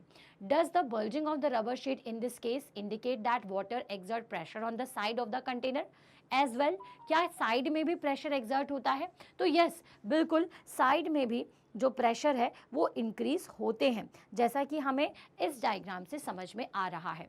अब इसको और क्लियरली समझने के लिए हम क्या करेंगे, take an empty plastic bottle और a cylindrical container, you can take a used tin can और used plastic bottle, drill 4 holes all around near the bottom of the bottle. अब आपको बॉटम में 4 होल कर देना है। Make sure that the holes are at the same height from the bottom. Now fill the bottle with the water. What you observe, अब आपको एक बात का ध्यान रखना है कि जब आप कैप बंद करेंगे तो शायद पानी ना जाए, लेकिन जैसे आप कैप को लूज करेंगे पानी धीरे धीरे बाहर आना शुरू हो जाएगा। Do the different streams of water coming out of the hole fall eight the same distance from the bottle, क्या बॉटल से सेम डिस्टेंस पे ये पानी गिर रहा है, व्हाट दिस इंडिकेट। तो ये जितने भी एक्टिविटीज़ हमने करी हैं कि can you now say that the liquid exert pressure on the walls of the container, तो यस, जब भी किसी कंटेनर के अंदर लिक्विड को भरा जाता है तो बिल्कुल ये जो लिक्विड है वो उसके वॉल पर एक फोर्स एक्सर्ट करता है। क्यों करता है? क्योंकि लिक्विड के जो मॉलिक्यूल्स हैं वो अपनी जगह बनाना चाहते हैं। जितना जितना आप पानी को डालोगे उतने ज़्यादा मॉलिक्यूल्स आएंगे और वो अपना इस तरह से डिस्प्लेस होते जाते हैं। जैसे उन्हें रास्ता मिलता है वो बाहर की तरफ निकल जाते हैं। जैसे कि हमने हमारी पहली एक्टिविटी में देखा, पहली एक्टिविटी में हमने पाइप के नीचे रबर को लगाया, तो जब आपने पाइप को भरा तो पानी भरने से नीचे का जो रबर था वो धीरे धीरे फूलने लगा। उसी तरीके से जब आपने किसी बॉटल में साइड में बलून लगाया तो वो बलून भी फूलने लगा। तो इसका मतलब क्या है? इसका मतलब ये है कि हर तरफ से, और ये तीसरी एक्टिविटी से जिसमें हमने होल्स किए थे, इससे हमें ये समझ में आया कि हर एक्टिविटी में हमने ये समझा कि लिक्विड जो है वो भी हर डायरेक्शन में प्रेशर को अप्लाई करते हैं। Do gas also exert pressure? Do they also exert pressure on the wall of their container? Let us find out. तो हमें लिक्विड का तो समझ में आ गया, अब बात करते हैं गैसेस की। So, I have seen fountain of a water coming out of the leakage point or a hole in a pipe supplying water. Is it not due to the pressure exerted by water on the walls of the pipe? जी नहीं, ये बिल्कुल pressure के कारण ही है। Pressure के कारण ही ये जो पानी है वो आपके लीकेज पॉइंट से बाहर की तरफ आ जाता है। ओके, चलिए तो हम गैस की बात कर रहे थे। So when you inflate a balloon, why do you have to close its mouth? अब जब भी आप बलून भरते हो, हवा भरते हो किसी भी बलून में, तो उसका एंड आपको क्लोज क्यों करना पड़ता है? ताकि जो बलून से एयर है वो बाहर ना आ जाए। What happen when you open the mouth of inflated balloon? तो क्या होता है, जैसे आप उसे छोड़ते हो तो वो एक प्रेशर के साथ यहाँ से वहाँ चला जाता है बलून। ठीक है, so suppose you have a balloon which has a whole.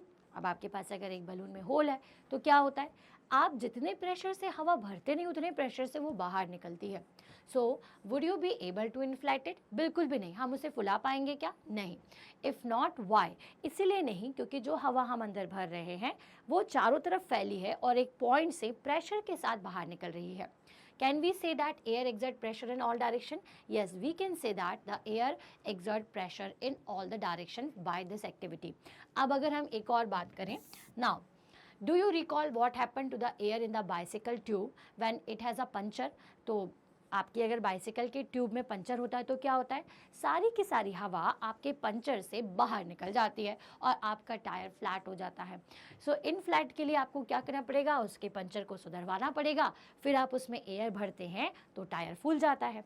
Do these observations suggest that air exert pressure on the inner wall of a inflated balloon or a tube? तो क्या इन सारे ऑब्जर्वेशन से हमें एक बात समझ में आई कि जब भी हम किसी भी टायर में हवा भरते हैं तो वो उसके सारे बॉल में, उसकी वॉल पे प्रेशर एक्सर्ट करती है जिसके कारण ये सब फूल जाती हैं? तो यस, बिल्कुल ऐसा ही होता है।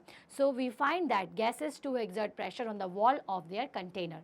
तो अगर गैस को आप किसी भी चीज़ में डालोगे तो वो बिल्कुल ही प्रेशर को एक्सर्ट करने का काम करेगी।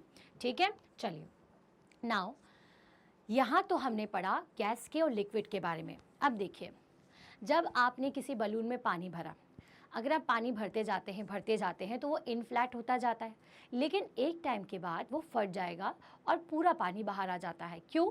क्योंकि उसकी जितनी कैपेसिटी थी उसने उतना पानी, उतना प्रेशर झेला, लेकिन इतना सारा मतलब प्रेशर को उसने होल्ड किया, लेकिन जब उसकी कैपेसिटी ख़त्म हो गई तो पूरे पानी का प्रेशर इतना ज़्यादा हो गया कि उसने बलून की वॉल को बीच में से क्रैक कर दिया और बलून फट गया और पूरा पानी बाहर आ जाता है। सेम अगर आप किसी बलून में ज़्यादा हवा डाल देते हैं तो ज़्यादा गैस भी क्या करेगी, ज़्यादा गैस होने से वॉल पर ज़्यादा प्रेशर एक्सर्ट होने लगेगा और फिर से बलून आपका बर्स्ट हो जाएगा, फट जाएगा। ठीक है, तो इसका मतलब गैसेस और लिक्विड दोनों ही प्रेशर एक्सर्ट करती हैं। ठीक है, वैसे ही मेटल में एरिया ऑफ कांटेक्ट मैटर करता है और यहाँ पर भी area of contact he matter करेगा। अगर किसी एरिया पर, कम एरिया पर ज़्यादा प्रेशर लगेगा तो वो चीज़ आपको ब्रेक होती हुई नज़र आएगी ही आएगी।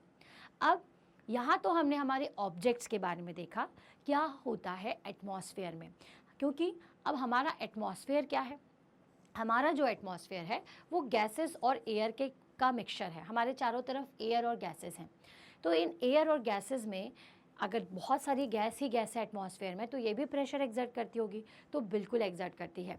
तो चलो अब पढ़ते हैं एटमॉस्फेरिक प्रेशर के बारे में। अब जैसा मैंने आपसे कहा कि हम सबको पता है कि हमारे चारों तरफ एयर है, ठीक है। The atmospheric air extends up to many kilometer above the surface of the earth. हमारी सरफेस, अर्थ की सरफेस के कई गुना ऊपर तक ये जो एयर है वो फैली होती है। The pressure exerted by the air is known as the atmospheric pressure. तो ये जो एयर प्रेशर एक्सर्ट करती है उसे ही हम एटमॉस्फेरिक प्रेशर कहते हैं। अब आप सभी ने एक चैप्टर में पढ़ा होगा कि जब भी 7th क्लास में पढ़ा था कि जब हीट प्रोड्यूस होती है, सन से हीट लाइट आती है, हीट आती है, हीट लाइट क्या, हीट आती है, तो हमारी सरफेस पर जो एयर प्रेजेंट होती है वो एयर धीरे धीरे धीरे धीरे गर्म होने लगती है। और गर्म होकर के क्या होता है, उसके मॉलिक्यूल्स दूर दूर हो जाते हैं और वो ऊपर की तरफ उठ जाती है। इससे क्या होता है, ऊपर ज़्यादा एयर हो जाती है। तो हम क्या कहते हैं कि ऊपर कैसा एरिया क्रिएट हो गया है, हाई प्रेशर, और नीचे कैसा एरिया है, लो प्रेशर। ठीक है, तो हवा कहाँ से कहाँ चलती है, हाई से लो प्रेशर की तरफ। ठीक है, तो समझ में आया कि प्रेशर का मतलब क्या होता है, जहाँ पर एयर का कंटेंट ज़्यादा हो, और उसे हम गैसेस के कारण जो प्रेशर क्रिएट होता है एटमॉस्फेरिक गैसेस के कारण, उसे हम कहते हैं atmospheric pressure. Okay, now pressure is force per unit area. Pressure का मतलब क्या होता है, फोर्स पर यूनिट एरिया। हर एक यूनिट एरिया पर कितना फोर्स लग रहा है उसे आप प्रेशर कहते हैं। If we imagine a unit area and a very long cylinder standing on it filled with air, then the force of gravity on the air in the cylinder is the atmospheric pressure. मतलब कि अगर देखें हर चीज़ पे gravity लग रही है तो इस पर भी ग्रेविटी लगेगी। ठीक है, तो अब ये जो बॉटम एरिया है, ये यूनिट एरिया है इसका, अब आपने इसमें गैस को भर दिया। ठीक है, अब ये गैस नीचे की तरफ आएगी। क्यों नीचे की तरफ आएगी, क्योंकि इस पर भी फोर्स ऑफ ग्रेविटी लग रही है, तो इसके कारण फोर्स नीचे लग रहा है और एरिया ऑफ कांटेक्ट कम है, तो ज़्यादा गैस नीचे आने की कोशिश करेगी, जिसके वजह से हाई प्रेशर हो गया, तो ये जो बॉल है वो फट भी सकता है। तो ये आपको एटमॉस्फेरिक प्रेशर का एग्जाम्पल है। हाउ लार्ज और small is the atmospheric pressure, let us get an idea about it. Magnitude, magnitude का मतलब होता है कि वैल्यू, एटमॉस्फेरिक प्रेशर कितना ज़्यादा हो सकता है, ये हम देखते हैं। ठीक है, चलिए, so take a good quality rubber sucker and it looks like a small rubber cup. ये रबर सकर होता है, ठीक है, जिसको अगर आप किसी ज़मीन पर रखोगे ना तो वहाँ पे चिपक जाता है। तो ये रबर सकर आपको लेना है and press it hard on a smooth plane surface. अब स्मूथ सरफेस पर इसको अच्छे से बहुत तेज़ी से प्रेस कर दो। Does it stick to the surface, क्या वो सरफेस पे चिपक गया, बिल्कुल चिपक जाएगा। Now try to pull it off the surface, can you do it. अब आप उसको उठाने की कोशिश करो, कर पाओगे क्या, नहीं कर पाओगे। जैसे कि आपके घर में किसी चीज़ को हैंग करने के लिए कोई डिवाइस होता है इस तरीके का, आप उसे प्रेस कर दो, क्या वो बाहर निकलता है, नहीं निकल पाता। क्यों नहीं निकल पाता है, when you press the sucker most of the air between its cup and the surface escape out, है ना, सरफेस के बीच में जितनी भी एयर थी वो बाहर आ गई। ठीक है, the sucker sticks to the surface because the pressure of atmosphere act on it. अब ये सरफेस पे चिपक गया। अब ये चिपका क्यों है, क्योंकि इसके ऊपर एटमॉस्फेरिक प्रेशर एक्ट कर रहा है। To pull the surface sucker of the surface, the applied force should be large enough to overcome the atmospheric pressure. अब इसके ऊपर एटमॉस्फेरिक प्रेशर कैसा लगेगा बच्चों, ज़्यादा लगेगा। ऐसा क्यों होता है, देखिए, जैसे आपने रबर सकर को अंदर किया तो इसके अंदर की जितनी भी एयर थी वो यहाँ बाहर चली गई, तो इसके अंदर कैसा प्रेशर क्रिएट हो गया, लो प्रेशर, है ना। तो मतलब कि अंदर कोई भी एयर इसके नहीं है प्रेजेंट। अब क्या एयर का कैसा कारण होता है कि अगर यहाँ पर लो प्रेशर है, कैसा प्रेशर है बच्चे, अंदर की तरफ इसके लो प्रेशर है, लेकिन इसके आसपास कैसा होगा, हाई प्रेशर। तो ये हाई प्रेशर में प्रेजेंट जो एयर होती है ये इसके ऊपर दबाव डालती है, तो जिसके वजह से इसको उठाना बहुत ज़्यादा मुश्किल हो जाता है। अगर आपको इसको उठाना है तो धीरे से आप एक पिन की मदद से उसके अंदर एयर को पास करोगे, जिससे एयर सारी की सारी उस एरिया से अंदर की तरफ चली जाती हैं और वहाँ पे जो लो प्रेशर है वो हाई प्रेशर में कन्वर्ट हो जाएगा और आप इजीली इसे उठा लेंगे। ठीक है, so this activity might give you an idea about the magnitude of atmospheric pressure. In fact, it would not be possible for any human being to pull the sucker off the surface if there were no air at all between the sucker and the surface. तो जब तक कि sucker और surface के बीच में कोई air ना जाएगी तब तक कि आप उसको उठा नहीं पाएंगे. क्यों नहीं उठा पाएंगे? क्योंकि जो एटमॉस्फेयर का प्रेशर उसके ऊपर लग रहा है वो बहुत ज़्यादा हाई होता है. समझ में आ रही है बात? तो भैया जैसे ही आपने उसको चिपकाया तो अंदर की सारी एयर तो बाहर निकल गई और जो अंदर की एयर चली गई तो वहाँ लो प्रेशर एरिया है. अब एयर का कैसा फंक्शन होता है कि वो हाई प्रेशर से लो प्रेशर एरिया में आने की कोशिश करता है. तो इसी वजह से सारी की सारी एयर उसी एरिया में आने की कोशिश कर रही है. इस वजह से आप उसे उठा नहीं पा रहे हैं. ठीक है. So does it give you the idea how large the atmospheric pressure is? Yes. तो एटमॉस्फेयर का प्रेशर तो बहुत ही ज़्यादा होता है. और ये हाई प्रेशर एरिया कब होता है?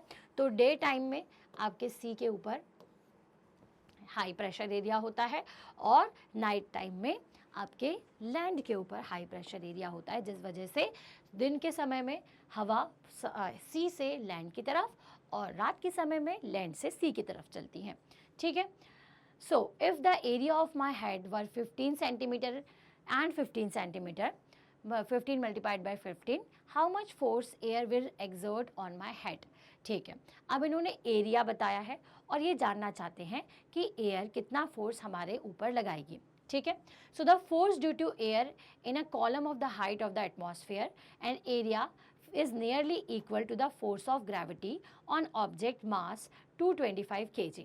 ठीक है. So the reason we are not curved under with the force of gravity is that the pressure inside our body is equal to the atmospheric pressure. ठीक है.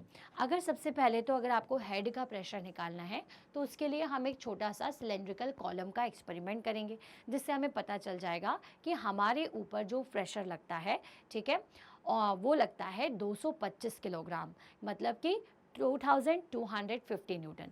इतना प्रेशर हमारे बॉडी पर, हमारे सर पर लगता है अगर हमारा एरिया जो है वो 15 इंटू 15 सेंटीमीटर का हो. ठीक है. अब कई बार हमें ऐसा लगता है कि the reason we are not curved under this force of gravity, मतलब कि हमें जो फोर्स हमारे ऊपर लग रहा है, जो प्रेशर हमारे ऊपर लग रहा है, इसकी वजह से हम जिंदा कैसे, हम क्रश्ड क्यों नहीं हो जाते? तो इसका रीज़न ये है कि the pressure inside our body is also equal to the atmospheric pressure. ठीक है. एक्चुअल में क्या होता है कि हमारे अंदर का जो प्रेशर है, हमारी बॉडी के अंदर भी लिक्विड है, हमारी बॉडी के अंदर भी गैस है, तो हमारा जो प्रेशर है और इवन सॉलिड्स भी हैं, तो हमारा बॉडी का प्रेशर हमारे एटमॉस्फेरिक प्रेशर के बराबर होता है. समझने की कोशिश कीजिएगा.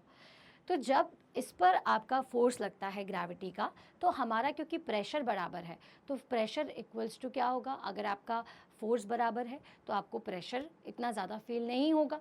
ठीक है. अगर आपका कितना भी फोर्स लग रहा हो. ठीक है. So equal the atmospheric pressure and balance the pressure from the outside. अब इससे क्या होता है कि हम बाहर के प्रेशर से हमारा प्रेशर बैलेंस हो जाता है, जिस वजह से जो फोर्स हमारे ऊपर लग रहा है उससे भी हमारी बॉडी को नुकसान नहीं होता, ना ही एटमॉस्फेरिक प्रेशर से. ठीक है. सो इसीलिए जब आप स्पेस में जाते हैं तो क्या होता है, वहाँ पर कोई एटमॉस्फेरिक प्रेशर नहीं है, लेकिन आपकी बॉडी के अंदर कैसा हाई प्रेशर है. अब हाई प्रेशर से लो प्रेशर की तरफ सारी चीज़ें जाना चालू करेगी, तो आपकी स्किन में ना धीरे धीरे से दरार होना शुरू हो जाएगी, वो फटना शुरू हो जाएगी. आपकी बॉडी का प्रेशर और बाहर के प्रेशर में बहुत फ़र्क है. आप एक हाई प्रेशर बॉडी हो, वहाँ कोई प्रेशर ही नहीं है, तो इसलिए सारा लिक्विड आपकी आँखों से, कानों से बाहर आने की कोशिश करने लगता है. लेकिन जब आप किसी एटमॉस्फेयर में होते हो तो आपके चारों तरफ हाई प्रेशर एरिया ऑलरेडी है जितना कि आपके अंदर है, तो इसलिए ये कंडीशन कैसी होती है? बैलेंस हो जाती है. ठीक है. सो Otto von Guericke, a German scientist of the 17th century, invented a pump to extract air out of the vessel. अब अगर मान लीजिए कि एयर तो हर जगह है, हर एक छोटे से कंटेनर में भी है. अगर मुझे कोई ऐसा एक्सपेरिमेंट करना हो जिसमें कि मैं लो प्रेशर, ज़ीरो प्रेशर या बिल्कुल है एयर चाहती ही नहीं हूँ, ना लिक्विड चाहती हूँ ना एयर चाहती हूँ, तो लिक्विड को निकालना तो आसान है, लेकिन क्या आप एयर को निकाल पाएंगे? नहीं. तो एयर को निकालने के लिए ये जो जर्मन साइंटिस्ट थे ऑटो वॉन ग्यूर्के, जर्मन साइंटिस्ट, उन्होंने एक पंप को इन्वेंट किया जो कि क्या करता है, जितनी भी एयर आपके किसी भी वेसल के अंदर होती है उसे वो निकाल लेता है। With the help of this pump he demonstrated dramatically the force of the air pressure. उन्होंने ही बताया कि एयर का प्रेशर किस तरह काम करता है। He joined two hollow metallic hemisphere, उन्होंने 2 हेमिस्फीयर लिए of 51 centimetre diameter each and pumped air out of them, और उसमें से पूरी एयर को निकाल लिया। ठीक है, then he employed 8 horses on each hemisphere to pull them apart. The great is the force of the air pressure that the hemisphere could not be pulled apart. मतलब कि हेमिस्फेयर को उन्होंने हटाने के लिए 2 हेमिस्फेयर लिए, दोनों को एक साथ ज्वाइन किया। अब उनके अंदर की सारी प्रेशर को बाहर निकाल दिया, जितनी भी एयर थी। अब इससे क्या हुआ, अंदर उस हेमिस्फीयर के कैसा एरिया क्रिएट हो गया, लो प्रेशर, बाहर हाई प्रेशर था। तो मतलब कि उनके ऊपर बहुत प्रेशर लग रहा होगा, दोनों के ऊपर सारी एयर का। तो जब 8 हॉर्सेस को लेके आया गया, उनसे कहा गया कि इसे खींचिए, तो वो उन्हें अपार्ट नहीं कर पाए। तो ये इम्पैक्ट पड़ता है हाई प्रेशर का। ठीक है, तो ये इम्पैक्ट आपको इन्हीं साइंटिस्ट ने समझाया। ठीक है, तो हॉर्स पुलिंग द हेमिस्फीयर, और इन हेमिस्फीयर में को क्या किया गया है, पूरी तरीके से 8 हॉर्सेस इसे खींच रहे हैं, लेकिन क्योंकि अंदर कोई भी एयर नहीं है। ठीक है, नो एयर इनसाइड इट। ठीक है, तो जैसे कि आपका वो जो सकर था ना, वो ऐसे जम जाता है, बिल्कुल पकड़ लेता है, उसी तरीके से ये काम करता है। क्यों, क्योंकि अंदर एयर नहीं है, लेकिन आजू बाजू से इसके ऊपर एटमॉस्फेयर का हाई प्रेशर लगता है, जिसके कारण इसको अपनी जगह से निकालना या आपस में चिपके हुए इन दोनों को अलग करना बहुत ज़्यादा मुश्किल हो जाता है। ठीक है, सो यहाँ से हमने पढ़ा प्रेशर के बारे में और फोर्स के बारे में। तो फोर्स एंड प्रेशर, ये चैप्टर का एक्सप्लेनेशन अब यहाँ होता है ख़त्म। अब हम करेंगे इसका सॉल्यूशन, इसके क्वेश्चंस जो कि एनसीईआरटी में दिए हुए हैं। तो let's start NCERT solution but in our next video. तब तक के लिए थैंक्स फॉर वॉचिंग।